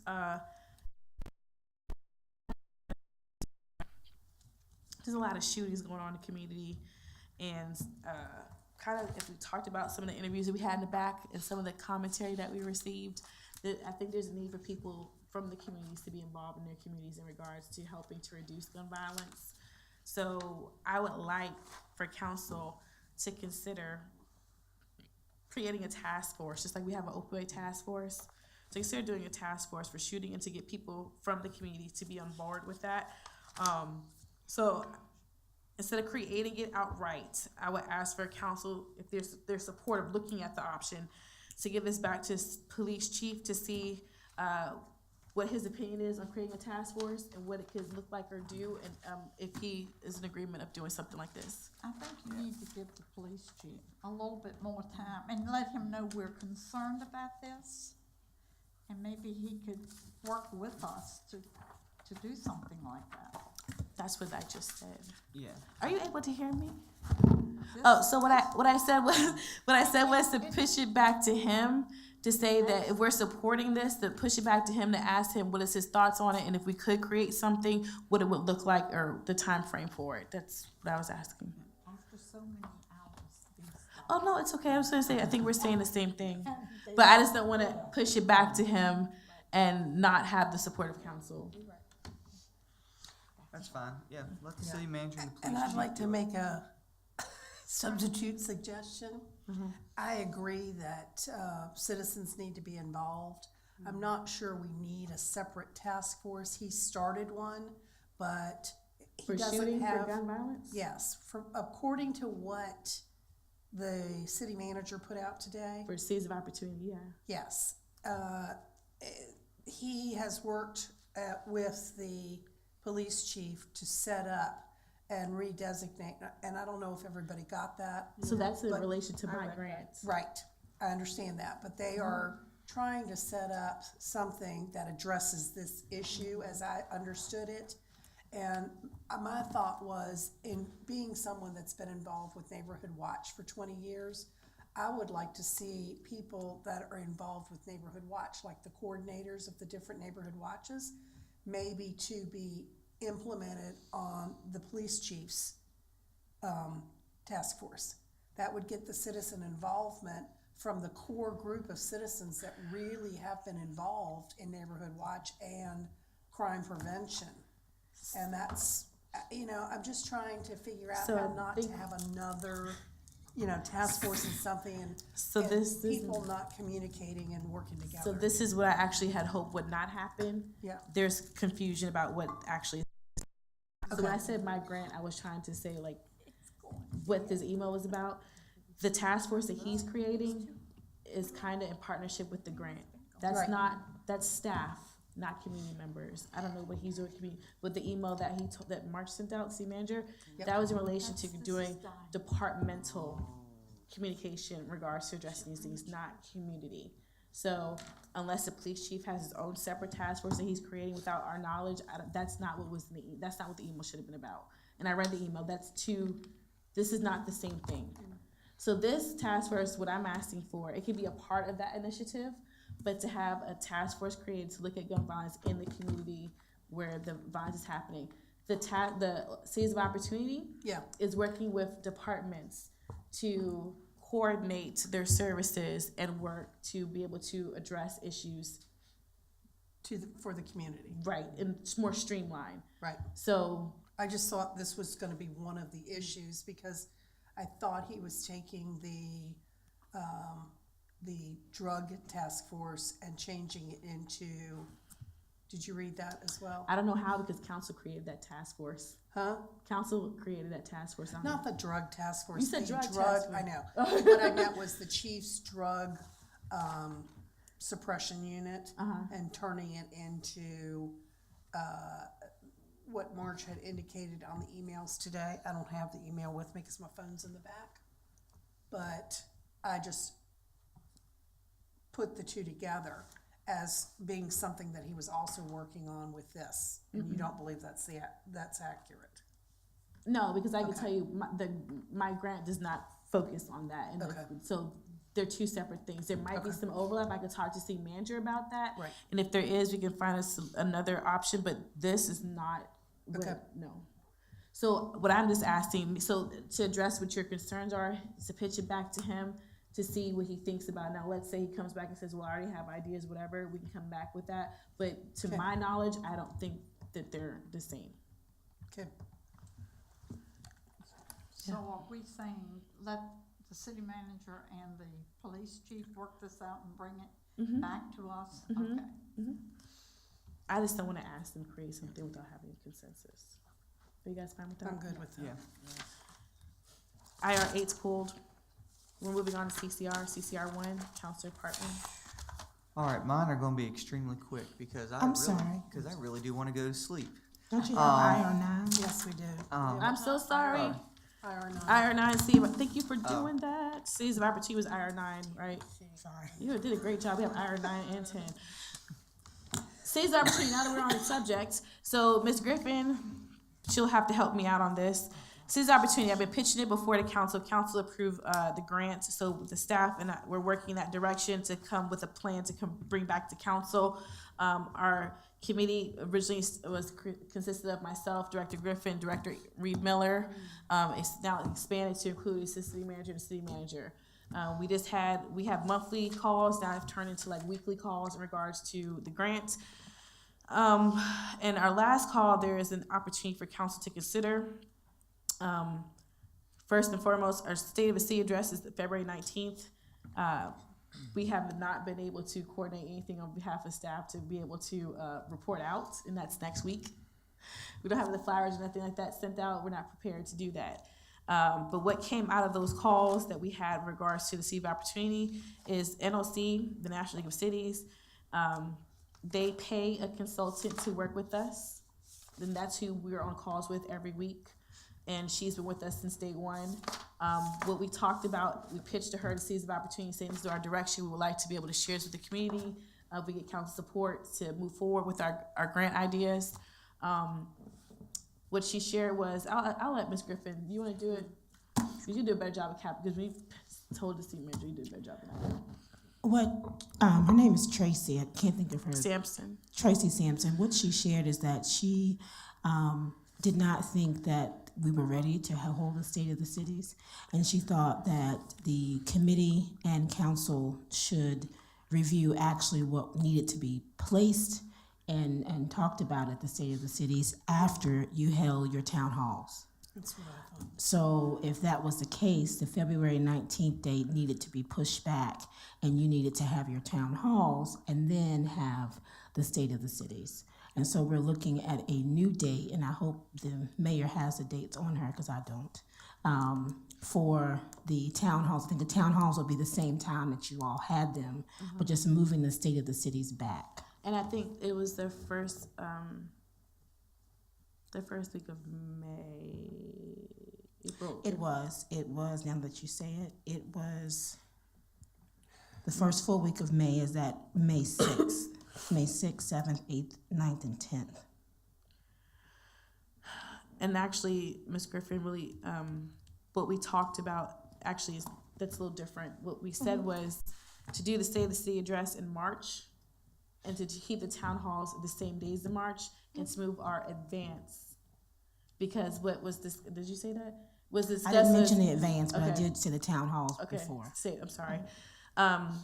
So as part of the grant opportunity, she's gonna come down and meet with staff to coordinate our departments, and that's what I was trying to say with you, that was part of the email.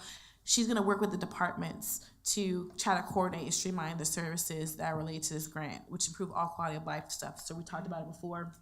The key departments are police, fire, social services, development, parks and recreation, healthy families, HRHA, and I think that was the bulk of it. Yes. The key departments that she's gonna come down and work with. NLC pays for her to come down and do the consultation. It's a part of the grant that we got. What she said was, if we time it right, she can come down and do our strategic plan, our advance with us, and then turn around to do the grant opportunity with staff. And she said that if we're gonna marry all of this together and have a coordinated effort, that the two should be in sync. And so what she was asking was, based off of her calendar, to do the advance at that time, so that way she could come down and the cost will be covered. We had a meeting with the city manager, assistant city manager. They're on board. Ms. Griffin, can you vouch and verify? Yeah, so I think it was last week or either the week before, we had a meeting. It was Mr. Director Aaron Reed Miller, the mayor, assistant city manager, the manager, and myself to confirm these dates, and they were all in agreement. They were also in agreement with Tracy Sampson coming down and helping staff, and then also having the advance with the city council. So the request is to hold off the State of the City address. I thought it was to do before the town halls. If you want to do it after, I'm fine with that as well. We could do it after the strategic plan. Is that what you guys want to do? Okay, but then the strategic plan will be moved to that first week of May so we can get her down. Yeah, I had That's fine. originally asked for that, so yeah, Okay. that's right, exactly what I wanted to do. I don't have, Okay, good. I don't have my calendar on me. It doesn't conflict with your schedule, because I pointed that out on the call. Yeah, you that was had. one of the things. She Okay, had your good. schedule. Okay. I had your schedule and I told Okay. them. And we didn't go with April because that was the other date she was free, because you're not gonna be in town until the 3rd, right? So we checked that. Thank you for considering everybody's schedules, it was nice. No problem. So, well, if everybody's fine with that, I'll say okay, but we'll just send it back out one more time to make sure everybody's cool with the dates. But that's when she could be, come down and do it with us. Okay. Is everybody fine with that? Okay. IR10 is Counselor, Vice Mayor Bennett and Counselor Denton's item regarding city attorney.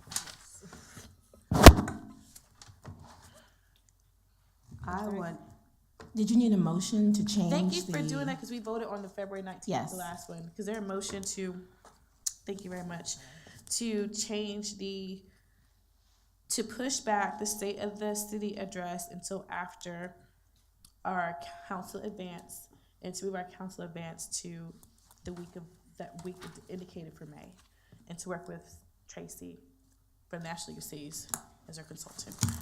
Is that fair enough? So moved. Second. Is there any other discussion? Just send it back out to us with the new dates. Okay. At this point, I'm like, Okay, cool. Roll call, please. Thank you, Ms. Mayor Griffin. Gore, Yes. Councilor Denton, Yes. Vice Mayor Bennett, yes. Councilor Randolph. yes. Councilor Holloway. Councilor Parton. Yes. Thank you for that catch. Moving on to IR10, Ms. Vice Mayor Bennett. I just wanted to reconsider the process for the hiring of the city attorney. Did you want to chime in? No, you go ahead. I had requested this be put on the Okay, agenda, well, just, but you it go was ahead. not. You go ahead. But no, that's okay. You go ahead. No, you, I want to hear yours. Go ahead. You want to wait for me? Yep, I'm gonna wait for you. Mine is short and sweet. I too am concerned about the process we're using for the selection. And I really feel that, based on our previous, agreement of council, we've kind of gotten away from that. And I think I recommend we go to an outside firm. I agree. Yes, ma'am. Only considering before we go into an outside I firm. make a motion, we go to. Hold an on, before you do that. Before, I just want to just ensure that, I mean, we did talk about a price, but I did not see anything that gave me like, this is how much it's gonna cost. I wanna put it back out and maybe we can look at options as far as the pricing, if it's really that amount, that large amount, or we can let's just look at the pricing first. I did check that. Okay, you did? Yeah, Okay. and Springstead, they can, from what I understand, they can do it for around $19,000-$20,000. But can I do you Yeah. one better? The ad is out there. We already started the process. I know So that. can we consider letting the outside firm do the screening and move from the screening to forward? It's already posted. Why go through the process of As long paying as someone? we don't get involved in it. Right, so to have the outside firm take it from collection and screening and Yeah, giving it as back to long us. as we- Because that will cut down the cost for the firm. It's already posted. If HR wants to continue getting the applications. And then that's collect fine. them and send them And over they- to the if- firm. If the outside firm agrees with that. And then they would mail them right to them and let them handle it. But see, that's my thing. You know, considering the issues that, you know, or trying to eliminate anything that we have going on, like our part in it, like eliminating that completely and just letting a firm go ahead and initiate and complete from cradle to the grave.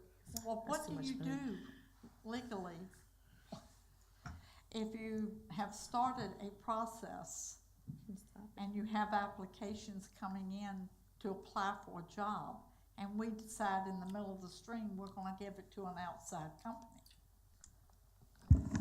I don't believe that you have any legal obligation to hire anyone. No. Okay, It's totally up to you. so we can go right on to an outside firm. Yeah. Counselor Randolph?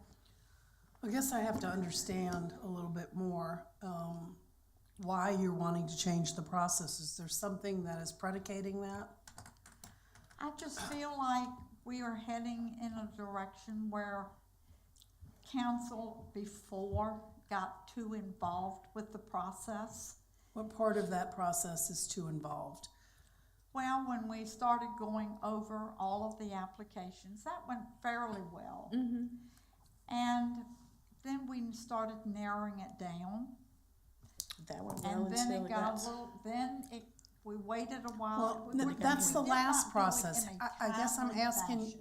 I'm sorry, that was the last process from the last council. I'm Yes. trying to understand A year what and a half. this process that we're in the midst now has created a problem for you. What is that problem? Well, we're And I'm going, gonna ask Ms. we're Bennett as going well. back. I think when we first agreed that HR would handle it Right? and give us the top 5, 10, how many, Okay. we were fine with that. Mhm. But then we were getting emails where we were gonna, there were several who wanted to start looking at all of the applications. So you would be happy with the process if people were not gonna look at all the applications? Happier? Happier, yes. Ms. Bennett?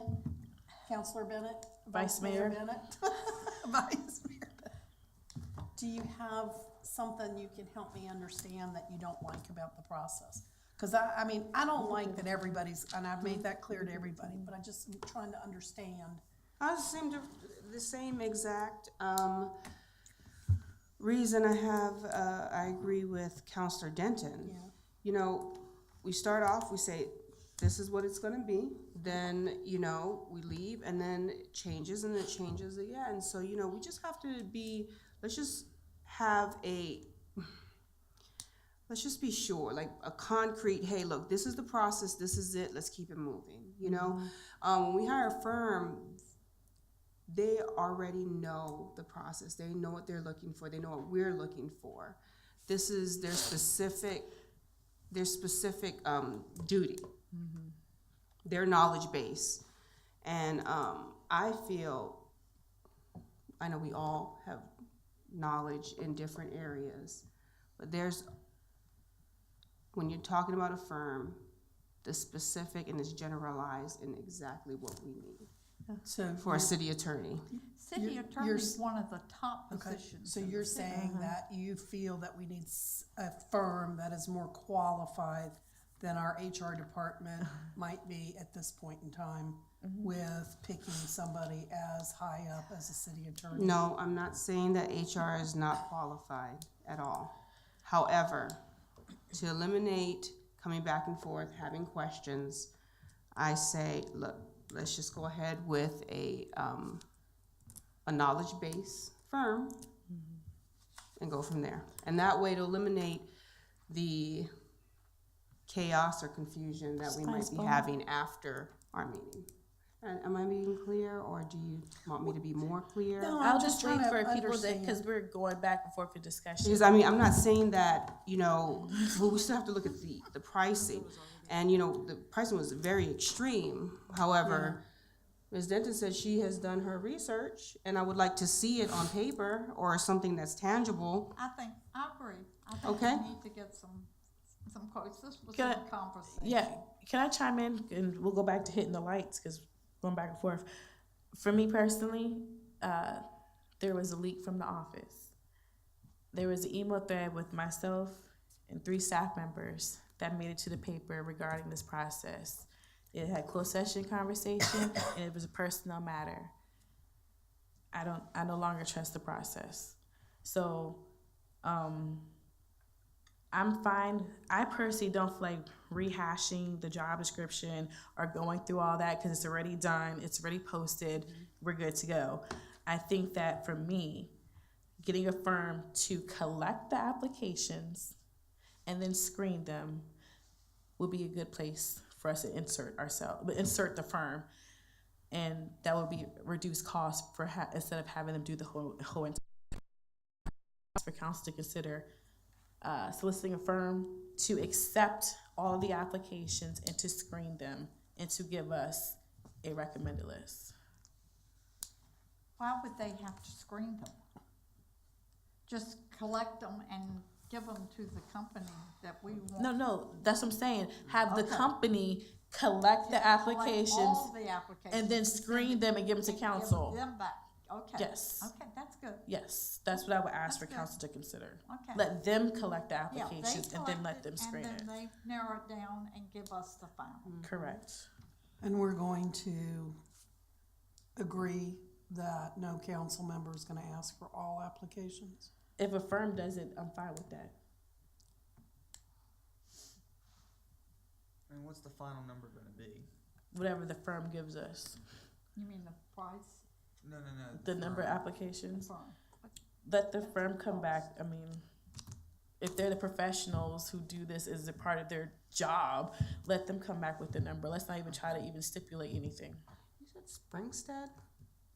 Not them, but just who get options from different firms. There's several, but that was one that has done some work Okay. for the city and would probably do it more reasonable than somebody that has not done anything with the city. Correct. Okay. So, Now, yeah. You might compare that price with the, Okay. some others. Okay. We'll do that. So there'll be some competition. Okay. Yeah. Oh, okay. So if everybody's cool, for the sake of time, can there be a motion for city council to ask our administration to solicit outside firms to capture all the current city attorney applications and to screen them and provide council with a list of applicants for interviews? Sounds wonderful. Is there, I make that motion.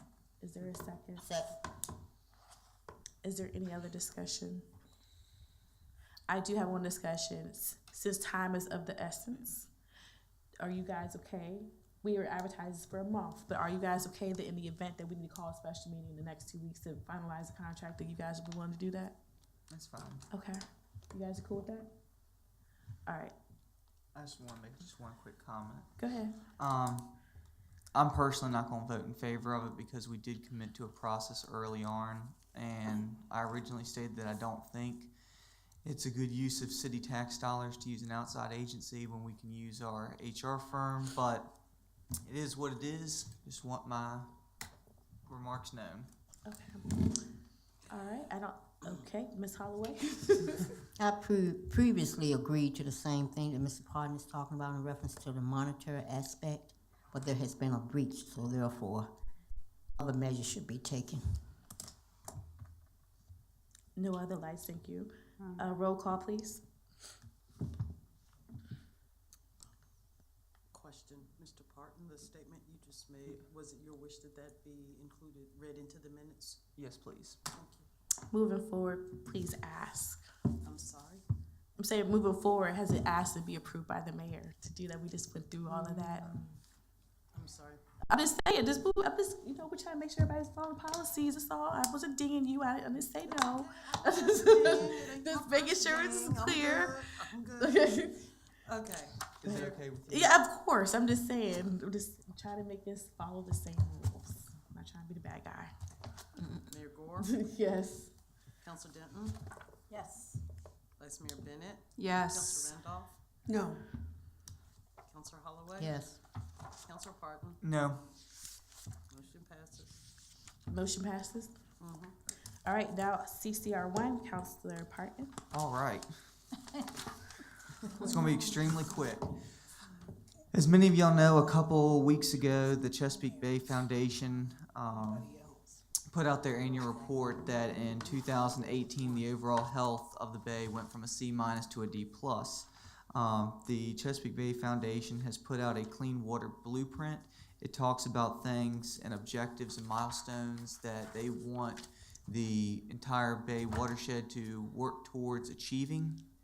And what I'm asking is not for an endorsement or an approval tonight, but for for us to give this to the city manager and his staff, and for them to look at this and see if this is something that we should endorse, and to include this in on future policy developments and projects in ways that we can continue to improve the environmental health of not just the Appomattox River and the James River, but of the Chesapeake Bay watershed.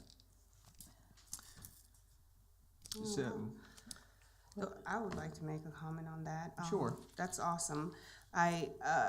We know that we have one of the best wastewater renewal systems, 1 in 10 in the country. And right now, they are working. I mean, I'll just talk about an ammonia aspect of it. Before you do that, Okay. we needed to go back to having discussion during discussion. So are you asking for us to move that he bring this back? correct. So Yeah. do you want to make the motion? Right. I'm not separate asking from for an discussion? endorsement tonight. Okay, All we'll that I'm just- I'm asking not gonna- for. No, you can. That's what I'm saying too. Yeah, that's fine. Yeah. Go ahead, bring it back. All I'm asking for So is that's for- your motion? Yeah. I make a motion that we allow the city manager to look into the Chesapeake Bay Foundation's Clean Water Blueprint and to bring back to city council at our next meeting if this is something that the city can endorse and find ways that we can implement this policy if it passes in order to improve the environmental health of the Chesapeake Bay. Is there a second? A second. Okay, discussion, go ahead. Finish, I'm sorry. I'm sorry, just, You said- I just wanted to say the wastewater renewal division, they're doing such a great job. They follow all policy, and one thing I want to bring up is as far as the health of our water and our river. And they have mentioned that we are actually having new species and new growth within our rivers because of our water renewal system. And if every guideline, every policy, there's going to be a new limit, which was stated to me, and which they want a new limit policy where with the ammonia that we are currently experiencing, the limit is right now is 19.6. And our wastewater renewal actually exceeds that by their limit. They actually put out 5 to 6 MPLs. So it's like less than a third of what the allowable limit is. The new limit policy they would have to be between 4 and 6. And right now, the water renewal system, wastewater renewal, where's my packet? Notes. Excuse me. So I wrote it down. The new permit limit, right. So, Mr. Jerry Byerly and Mr. Dickie Thomas, they're just doing a wonderful, wonderful job. And right now, they're looking at ways that they can meet that new permit limit, which is between 4 to 6. Right now, they're at 5.98. They're strategically looking and their labs to make sure that we can come underneath that 4, so that we won't have that issue. What I'm really trying to say is that I know that the city has been taking a lot of steps, and that to ensure that the health of our rivers are incorporated. And I am just wanted to just bring that out. I know they're not here, and I hope they're listening, that I'm very impressed. And I would like to give them that recognition if the mayor would sign. I'm just joking. Sign it on my letterhead. But yeah, I just wanted to say that because I just want to know, everyone to know how important that wastewater renewal system is and how much they love their job. So, thank you, Councilor Holloway. I would like to give some insight on that also. Our former city manager, Mr. Mark Haley, and Ms. Grandstaff, and the staff at the wastewater regional treatment facility, they were very enthused about getting that done so that nitrogen will not leak into the Chesapeake Bay. And $70.4 million was spent in that category. And I commend them for doing an excellent job in reference to that. So, yeah. So I don't see any other lights. I too have something to ask you to consider. I'm currently on the LGAC. It's a governor appointment, gubernatorial appointment. It stands for the Local Government Advisory Committee to the Executive Council for the Chesapeake Bay. So that board is a group of local elected officials that report to the governor in regards to the Chesapeake Bay. So I'm on it for Virginia. And I actually just had someone from LGAC here yesterday about a video production that they're doing. So I already reached out to the secretary that this will fall under, and I reached out to our LGAC team, and all have said that they would like to see more information. I mean, it's part of Chesapeake Bay, but they would like to see more information, or just ask for at least there be a presentation, but they want to make sure that it doesn't compete with the phase 3 WIP implementation plan that's going to be coming out. So I asked that in addition to the city manager's research, that we contact the secretary and our Chesapeake Bay group through LGAC that represents local government to get their recommendations as well. Yeah, that's fine. I mean, that's all part of, the Process, research exactly. that I would do. Okay. Is that a friendly amendment? Yes. Yeah.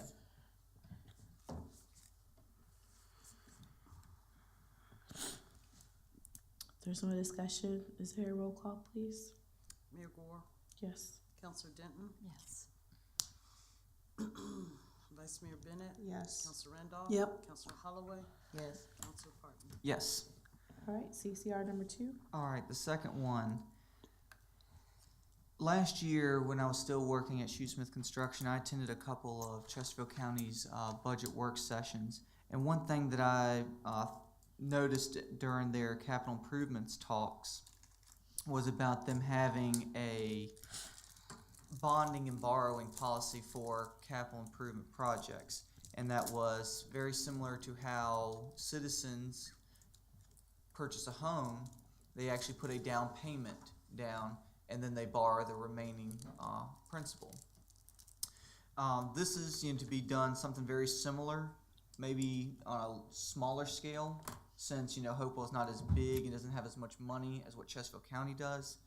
But what I would like for City Council to do is to allow the city manager to talk with our finance director, allow him to talk with Davenport to see, because one thing is that this potentially has the ability to improve our bond ratings, so we're paying less money in interest on money that we actually do borrow.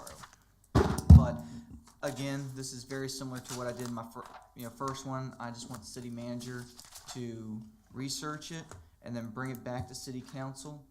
And if we need a work session, we need a work session. I leave that at his discretion, but I just want the city manager and his staff to research it and then bring it back for City Council's consideration. Is that your motion? That is my motion. Second it. Is there a discussion? I'd like to make another friendly amendment. Can you add the treasurer to that, because she actually manages the bonds? Yeah, sure, that's fine. I'd be happy to. Okay. Is there any other discussion? All right, roll call, please. Mayor Gore, Yes. Councilor Denton, Yes. Vice Mayor Bennett, Yes. Councilor Randolph. Yes. Councilor Holloway, Yes. Councilor Parton. Yes. CCR 3. All right, last one. Well, no, I still got one more. Sorry, guys. Another idea that I had was also when I was working at Shoesmith Construction. When we would bid some VDOT projects, they had what was called small minority business and disadvantaged business enterprise percentages on certain projects. This is something very similar, but in a different fashion, that it's being done for Hopewell businesses. And so what I would like the city manager to do is to work with his staff to determine if this is something that we can do, maybe starting out with construction and then venturing it out into other services that the city, requests, and that a certain percentage of a general contractor's bid must come from Hopewell contractors and subcontractors. I think it will help keep local dollars local and give an incentive for businesses to actually relocate here to Hopewell so they can get part of this money from this policy. So my motion would be to allow the city manager and his staff to research this idea and to bring back a proposal to city council. Second it. Is there discussion? All right, Councilor Randolph. I believe that, not necessarily with construction, but I think that there is a policy to use minority-owned businesses, et cetera, that our procurement office does use. Right. I think that, I know that the EDA, when we did the boathouse, we requested this in our contract for as much local, and the general contractor that was used in that was someone that agreed to use, but the problem is the staffing is not always there. And they have to be careful to make sure that the people that they hire are insured and bonded. Right. And so there are criteria. So I'm not against the city manager looking at some of this. Right. But I think that as a city, we are already doing some of this, so. Sure, and the idea was, because I talked with Mr. Altman about this, and he said, there was, I think he said there were policies on the books, or there may be, some kind of rules that they go by, but some of them have not been enforced over the years, and I just think it'd be good if we, we're all talking about policies up here today, and standard operating procedures. I think this would just be something good and in which we can start with something and then we can venture out with it. But certain things allow a certain percentage of a bid to be used by Hopewell contractors and subcontractors. So you're asking for him to research that? Correct. Research it and then come up with a proposal for us. I see other lights. I would ask, add into your thing. Can we ask the manager to give us a report about what the SWAM or minority vendors average has been? I know at my job, I do procurement for my job, so I'm very familiar with SWAM, EVA, micro, all that stuff. And we have to submit our reports every year about our percentage because we have to meet benchmarks. I've never seen that in Hopewell, and I've asked for that before. So it'd be great if while they do the research, they come back with those stats. So we can see exactly, in particular, minority, women, and veterans. So that kind or of disabled veterans. marries in with this, Yeah. with CCR 3. Yeah. Are you okay with that? Yeah, that's fine. Any other discussion? Okay, roll call. Mayor Gore, Yeah. Yes. Councilor Denton, Yes. Vice Mayor Bennett, Yes. Councilor Randolph. Yes. Councilor Holloway. Yes. Councilor Parsons. Yes. CCR4 is mine, basically. There's no secret, I'm a military dependent. And every base I've ever lived at, the community around that base has always supported veterans very strongly. It's not something that they just say, it's something that they do. And looking at Hopewell, there's a lot of room for improvement in our support. We can look at discounts to our community center, for example, for veterans. We can look at just different things in the city that we do not do. And so I talked to the city manager about this in particular. The Freedom Support Center is in Petersburg that actually works with veterans, and we don't even contribute to the Freedom Support Center, and that center actually supports Hopewell veterans. So I would like to see if we can look at doing that. And full disclosure, I do work for the Department of Veteran Services. I've made that clear for everyone before. I'm doing it on the record again. I've talked to my commissioner to see if we could do a satellite office in Hopewell at least once a month to see if we can get people to come down and help with their GI benefits or things like that. The other part is there's the opportunity for us as a locality to take advantage of creating internship or OJT apprenticeship programs. So if a military service member has GI Bill benefits, they could be applied to him or her or their spouse or dependent. What happens is, in localities in particular, the fire department, police department create OJT programs, and they are able to supplement their pay by using the GI Bill benefits. The Department of Veteran Services for the state, we have a program called the SAA, which is the State Approving Agency. They help create your program for you. You don't have to really lift a finger, and they approve it. Those run through the VA, and so people who are eligible can be able to get their GI benefits to earn a livable wage. So I would like to look into doing that with our fire and police departments. So I'm asking for council to allow city manager to look into some options to come back to council with ways that can be more veteran friendly, in particular with OJT apprenticeships and discounts to programs in a satellite office to help with benefits.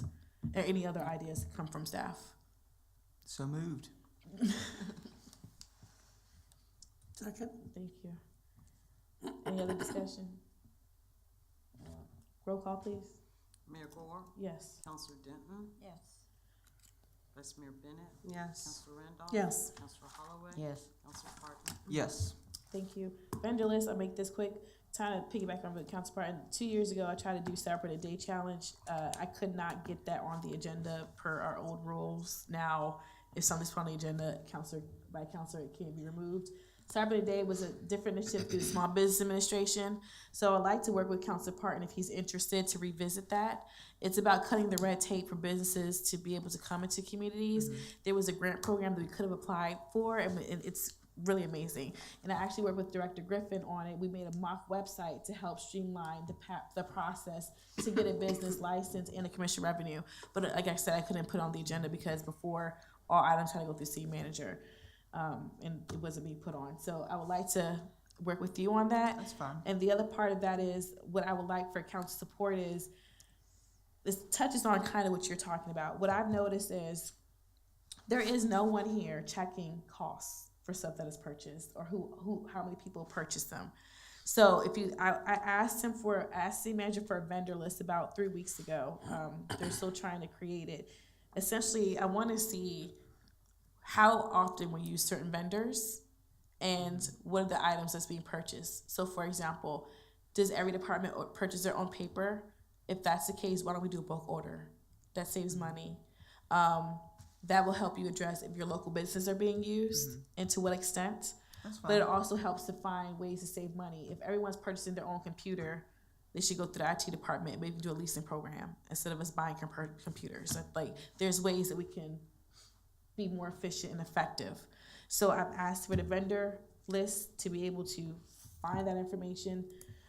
So my request would be for council to consider, in particular, I'll work with you if you're okay with that with Sharpen a Day Challenge, but my ask is for the city manager to come back with the vendor list so we can determine if there's, when, I would say by the second meeting in March, because he's already known about this ask about a month. Go ahead. I would just note that there are several things in here that the manager has been asked to do, but there's not been given any dates. I think you just said the second meeting in March, but I think there were several others. So maybe if he has some type of priority of which ones you all want first, and I'm not saying do that tonight or do that tomorrow. We need to do it tonight. Thank you for that. I'll just close out this one and go back to the others. So my ask is by the second meeting in March, only because he's gotten this information in advance and he's already working on it. Is there a motion to do that? So moved. Is there a second? Second. Discussion? Second. None. Roll call? Did you second her second? I think I didn't hear her say Yes. so. And then afterwards I was like, oh, I think I did that. It's getting late. Getting a little late, okay. Mayor Gore? Yes. Councilor Denton? Yes. I think. Vice Mayor Bennett? Yes. Councilor Randolph? Yes, yes. Councilor Holloway? Yes. Councilor Barton? Yes. Going backwards for this, thank you. For C4, the veteran support, I'm fine waiting until April. The last meeting in April, is everybody okay with that? We can do that by consensus. I'm going backwards to give dates. CCR 4, she's going for April.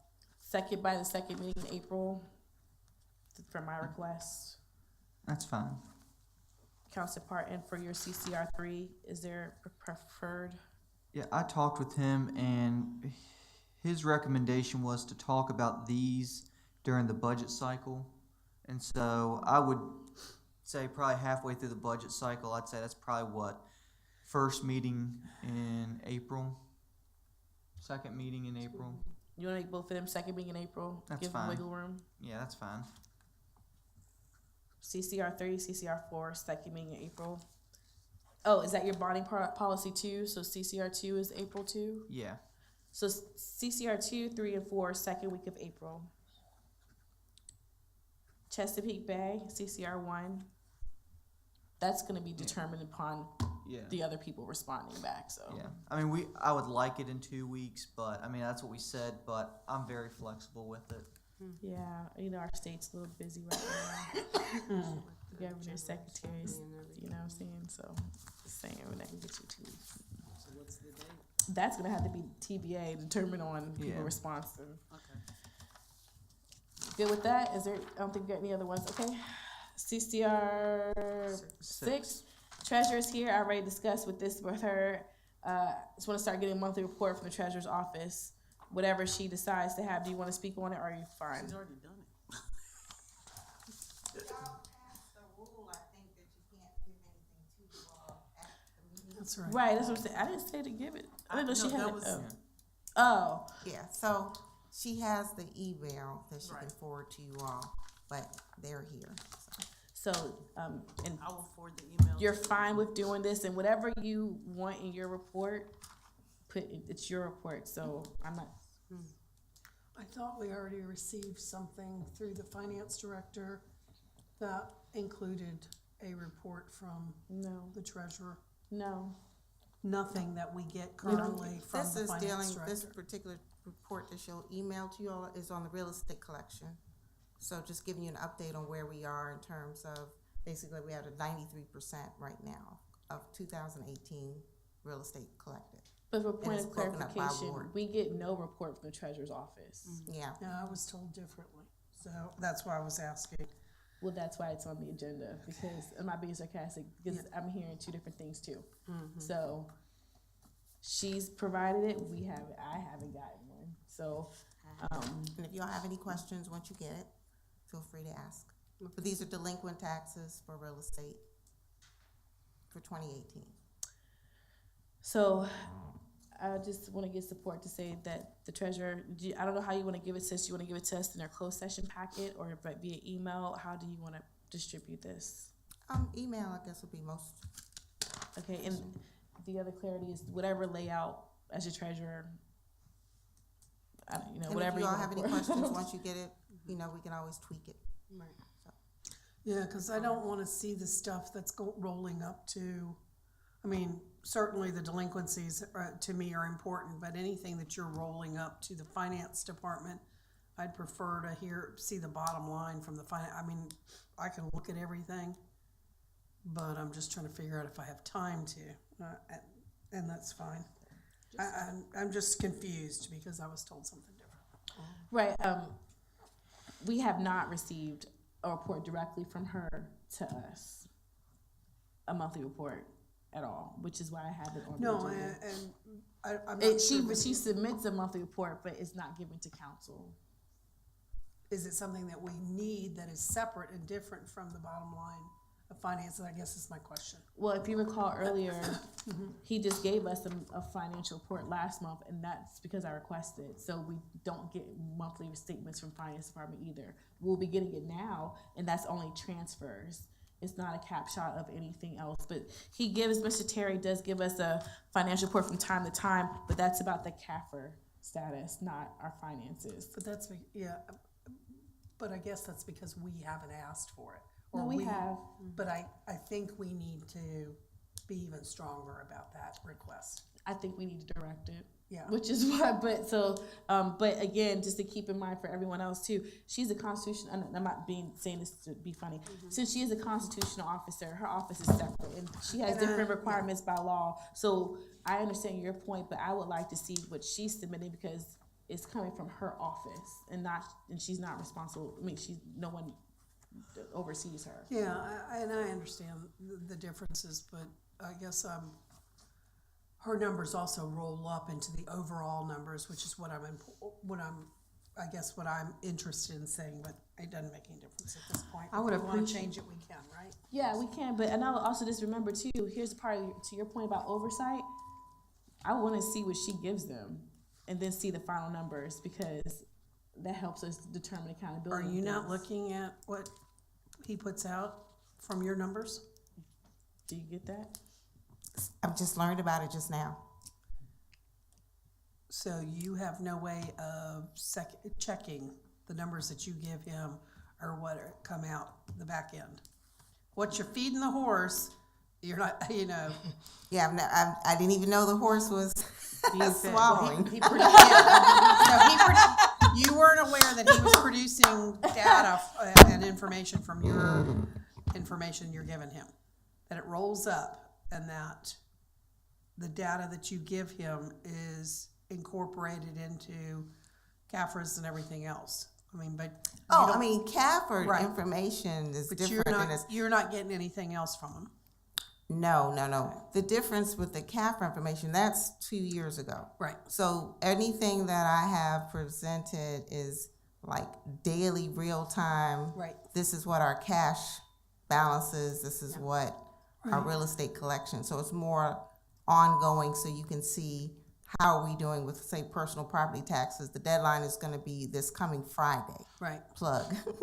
So immediately once we've closed and opened up envelopes and processed all of that, say that a month from now, a report would look something like, how do we do with our personal property collection? But that's not what you report to the finance department for it to even come to us. That's not something that she's reporting. No. Right.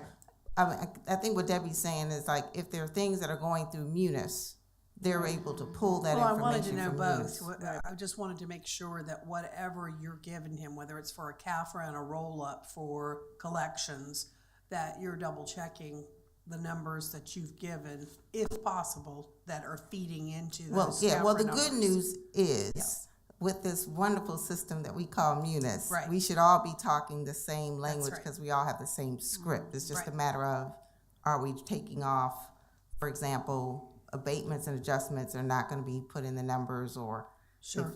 but the good news is anything that goes into Munis should be coming out Right. consistently. Okay. But tonight I have learned that there is this magical horse that I need to follow up with and see. Thank you. Is everybody still in support of allowing her to provide counsel? And you said electronically is fine? Yeah, electronically. Okay, cool. And you'll submit it to the clerk. That's how we started our first one, so. All right, and she'll distribute it to us. Yes. Okay, cool beans. Is there a motion? Do we need a motion, or is that fine? By consensus? You can do that. I mean, that's Do it by not money, so you consensus? can do that, but. That's fine. All right. Yes, Last item, CCR 7, thank you. It seems like consensus, there's been approval. So my last one is something that not necessarily the loud noise code enforcement, but increased police patrolling in neighborhoods, more community policing, and including a loud noise code enforcement. I've had, I think so far now, 7 complaints to me from my ward talking about people speeding down their streets, playing extremely loud music. It shakes their house. In particular, one senior citizen who has some metal in his body due to some surgeries that he had from previous military deployed experiences. And he said that every time one of these vehicles comes by and the bass is going so loud that's actually vibrating the metal in his body. And it's causing severe pain for him. And I know that we have no loud noise code ordinances on the books. And what I'm asking here is just to ask the city manager and the chief of police to develop a plan to address these issues about whether it's increasing police patrolling in neighborhoods, ways to enforce loud noises in neighborhood, preventing them from happening. All that I am just asking council to do is just allow the city manager and the chief of police to come up with a plan and to present it to city council, and just going off everyone else's timelines by the first meeting in May. By the first meeting in April? May. Well, on that note, I did, because I'm working with the neighborhood watch and everything, I did question a few things. And right now, as far as the community policing, there has been a little bit of reorganization where we have the chief of police has initiated certain patrols in high trafficked areas for that issue. When we come down to the noise part, we just got to give it a little bit of time. But I agree with you. We should come back and let us know exactly what is going on. How are they addressing this issue? Because I feel, after I'm talking to them, that this is pretty much being taken care of, and just to come back and see if their plan has succeeded. As far as the noise issue, I guess what I'm hearing is that, yes, you can come and say, and cite someone for loud music, but the issue that they're having is there is not really it gets dismissed. So there's nothing that's holding them accountable. There's when it comes to, hey, I'm going to give you a ticket for loud noise, but I'm going to continue to do loud noise because it's just going to get thrown out of court. So I think it goes a little higher than that issue. And so, we can just... Yeah, and that's why, I want the city manager, the chief of police, his staff to look into this. Maybe it's talking with some legal counsel from other jurisdictions. I'm clearly not smart enough. Right. I'm not either. That's why I want the city manager to, utilize his staff and utilize all the city resources in order to give us a good product, that we can approve. Yeah, and I think that they are doing it, but I agree with you. They should come back and give us a progress report. Exactly. I like to piggyback off what Vice Mayor Bennett said. And actually, Council Randolph not suggested, but she said it first when she said the email. This is actually being worked on with the Seeds of Opportunity Grant. We're trying to do more community policing, and that's going to come out of that presentation. In terms of the noise, we do have an ordinance for noise. It's chapter 23, noise. And so I guess to Vice Mayor's point, they should give us a progress report on the noise and how well it is effective at enforcing the ordinance, or maybe look at changing the ordinance, chapter 23 of the code. Section 23-2 is the enforcement. It says noise control program established by this chapter shall be enforced and administered by the chief of police and or his designee with the assistance of any other city employees as city departments as required. An individual complaint may appear before a magistrate and request summons the current issues. That's all we got, folks. So it gets into like some other stuff in terms of the requirements, but I think the city attorney should look into that as part of the progress report. Yeah, and that's fine. Like I said, I want, a plan on how they're going to address it, and, to give us a progress report on this. That's all. And I have to say, in my area in City Point, it is not a racial issue. It's everybody and their brothers doing it. And I get more complaints from individuals for loud music than anything else, unbelievably. But I've also slept in the back bedroom and had my windows rattled. So, I can understand that, but I think one of the issues we have to look at or have staff look at is that a lot of people don't realize there's a noise ordinance. We may have it on the books. We may try and enforce it. It's hard to catch, but I don't think a lot of people even understand. I have talked to many people when they've had loud music and indicated to them that there is an ordinance that they could get fined for or have to go to court for. And most of them say they didn't realize it. And, you know, so I think if we can also look at how we can better get that message out so that people understand that it is simply an issue of trying to live together. Yeah, So I let's think look there at- should be a stronger consequence, because even with littering, you know? Exactly. So I We're throw looking at something you. out of my car, you know, you get fined, what, minimal? If you not, or you just get a warning, is that you do it again and you continue to do it again. That's right. We just have to have a stricter consequence. Yeah. Something that will So shake can we, them. can we look at a motion to approve staff providing a progress report about enforcement of the current code, ask the city manager to look at the code to find ways to add teeth, and also ask staff to come back with suggestions on how to educate the public about the ordinance? So moved. Second. He already, Second. but he already made that motion. Yeah, he did. They're supposed to come back the first meeting in May. Yeah. She's, second. no, but she's The- added more I was stuff. going to say, the mayor in her motion added more. So will you take my friendly amendment and I'll add to come back in May? Do you? I added more than what he said. Okay. So the motion I still is, need a second. he did, it was a friendly amended and he said a second.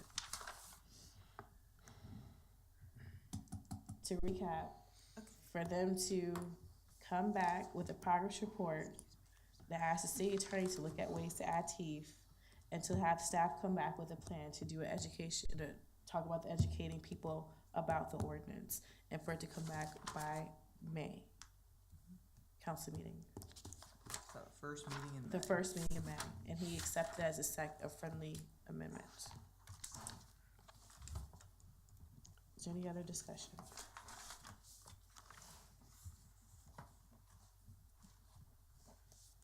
Roll call, please. Mayor Gore, Yes. Councilor Denton, Yep. Vice Mayor Bennett, Yes. Councilor Randolph, Yes. Councilor Holloway, Yes. Councilor Murray. Yes. Council communications, I'm just gonna request an investment committee meeting and a finance committee meeting, to call them both, and I'll put out a notice when I get the schedule. Investment committee, I'm the only person on it. Finance committee, Councilor Pelham requested it, so we need to call a meeting. We have appointments to make. Do you wanna do the board equalization right now? That's the only thing we have to do. That should take 5 minutes. Let's go.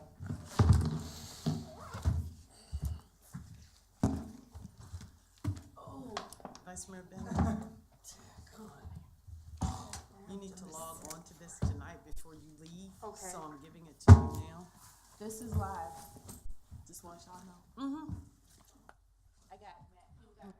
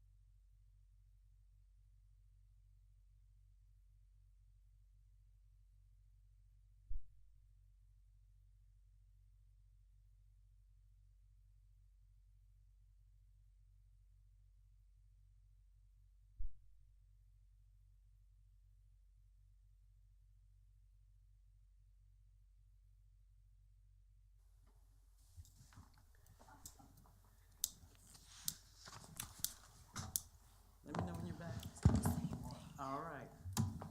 Where only public business matters lawfully exempted from open meeting requirements and identified in the closed meeting motion discussed in closed motion. Mayor Gore, Yes. Councilor Yes. Denton, Vice Mayor Bennett, Yes. Councilor Randolph. Yes. Councilor Holloway, Yes. Councilor Parton. Yes.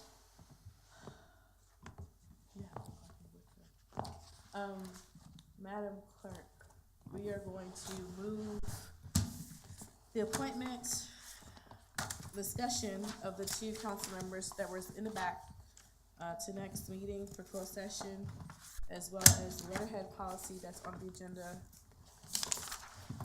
That's in closed session. And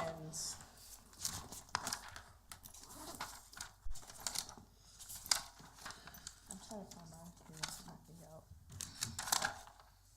any other pending items that we talked. Okay. The evaluation, so move our number 2 to the next meeting, please. Move R2. We'll close session item number 2. Oh, closed session, okay. Discussion of specific appointees. We were talking about evaluations, but we didn't get to it. The number 3, the discussion with letterhead, we need to move over to the next meeting. And then we are going to keep number 1 and keep it going. We are going to interview Youth Services Commission and the Planning Commission. Just for a point of reference, Mr. Griffin, is there an urgency to appoint members of the Planning Commission for training and workshops right now? We missed a deadline, and the next training is not until September. No, maybe June or July, September. So you have some time, but we do need someone. Okay. So And the BZA. I think you have one. Oh, well, she's just a renewal. We can do her tonight. No, you have a vacancy on the You BZA. serve until you're reappointed, huh? There's a vacancy also on the BZA. Okay. So I might be funny. You requested a planning commission. Do you want to do the BZA in place of the planning commission? BZA is only one. Like, there's only one person that has their resume in, and it's a reappointment. I mean, she currently serves on right now. But we said we was going to interview for those. Did we not? No. No. So then that's not even so just put it on the next agenda. On the TBRs. So let's scratch that. Planning Commission and Youth Services Commission. So we're going to interview. Okay. Youth Services Commission is priority because we don't have a quorum. So then Planning Commission. In terms of our appointments, we are slate recommended is. Okay, I'm sorry. That was a motion that you just made? Are you still making a motion? Yes. You're continuing that? I just wasn't clear. Okay. Do you want me to do it in 2? I'm sorry. Do you want me to do 2? No, I just didn't know that you were continuing a motion, that's all. You probably should make it 2. Because you make it 2. usually break it up. No, that's okay. I'll do Okay. 2. So Okay. can you read that one back? Okay, you move numbers 2, 3, and 1 essentially to the next meeting. That would be the letterhead and the, whatever number 3 is. And you also wanted to move the council appointments that you all were talking about tonight to the next meeting. And you want to interview the youth services and planning commissions. Yep. Okay. Any other discussion? So Just moved. for a second. I second it. All right, get a roll call, please. Mayor Gordon? Yes. Councilor Denton? Yes.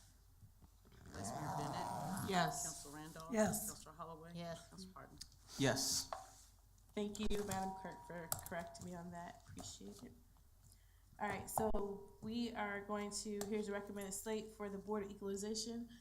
Council wishes to appoint David Harless, Rogers Henry, Clarentine Jones, Minerva Jackson to the Board of Equalization because the code says 3 to 5 members. And it's actually Clarenstein. There's a C in it that did not get put on this. Okay, Clarenstein. And the last one is Minerva Jackson? Yes, ma'am. Okay. And also to appoint Larry Mason, Samari Hernandez, Debbie Wallace, and Kevin Johnson to the Youth Services Commission pending a successful background check. Oh, and Martin Mitchell for the Ashford Civic Plaza. Okay. Roll it back. Larry Mason, Ms. Hernandez, Mr. Wallace, and who's the other person for the youth? Kevin Johnson. Okay, Mr. Johnson. No, Johnny. We didn't say that. I didn't say that. He said he might be interested. He didn't say he was. This is for Youth Services I mean, it Commission, was- is Okay. what I'm talking I about. mean, he told, well, that's fine. The motion, that's the motion. Is there a second? We can Okay. talk about this in discussion. No, I'm just asking what the motion is. No, I'm saying him, like, we could clarify this in discussion. I'm not trying to mix up the water. Historic. But I'm trying to help you get clarification. So what was your motion? That's what I'm asking you. That's all I'm trying to stay over here. Larry Mason, Samari Hernandez, Debbie Wallace, and Kevin Johnson for the Youth Services Commission, period. Okay. That is the motion. Is there a second? Second. So for discussion, to Counselor Parton, Who's doing the motion, honey? he already, didn't you say? No. I'll make a motion. Thank you. Someone motioned it, and then he interjected and said the Asher Civic Plaza. I'll make the motion. That was you. Okay. thank Somebody you. made the motion earlier. Okay. Second? Thank you. Lord, mercy. So to discussion, no, it was moved, but to the discussion part, we didn't say Asher Civic Plaza because there's 3 boards for consideration, and then also for Asher Civic Plaza, you really can't meet until the other people are appointed, and it's a person for each ward, and then we have 2 counselors, so it's like a larger conversation that needs to be had. So that's why. Well, it was kind of like he applied for Ashford, but then we kind of threw the historic stuff at him and he wasn't sure.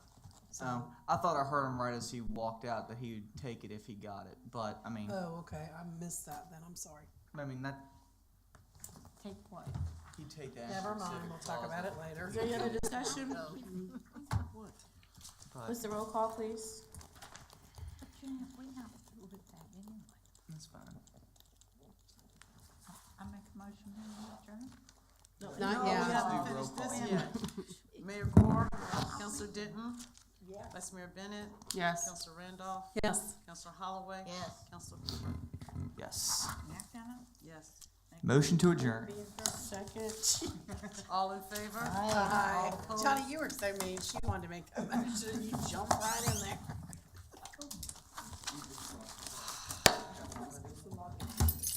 You can't, whatever council is set up for, did you give them a password? Mr. Hampton? It's the same login and password she uses. No, it's all Yeah, good. for your, iPhone, for your cell phone. That's what they told me. Oh, okay, so what about, Thank you for staying. What does it say? Does it His have name. Rashad's name? Oh, just change to other user. oh, other user? Uh-huh. Business calls. Yep, sure will. It was so I great. have to- So great to meet you. Oh, yeah, you're such a good sport. Nice meeting you too. Thank you. I'm on a schedule. All my girls' hair will be done this week. It's okay, but no, it was a pleasure to meet you. Thank you so much for coming in such short notice. Do I have any hot topics? Now, see, okay, I keep muting these and they won't mute. Tell me you're sick again. Come on, no.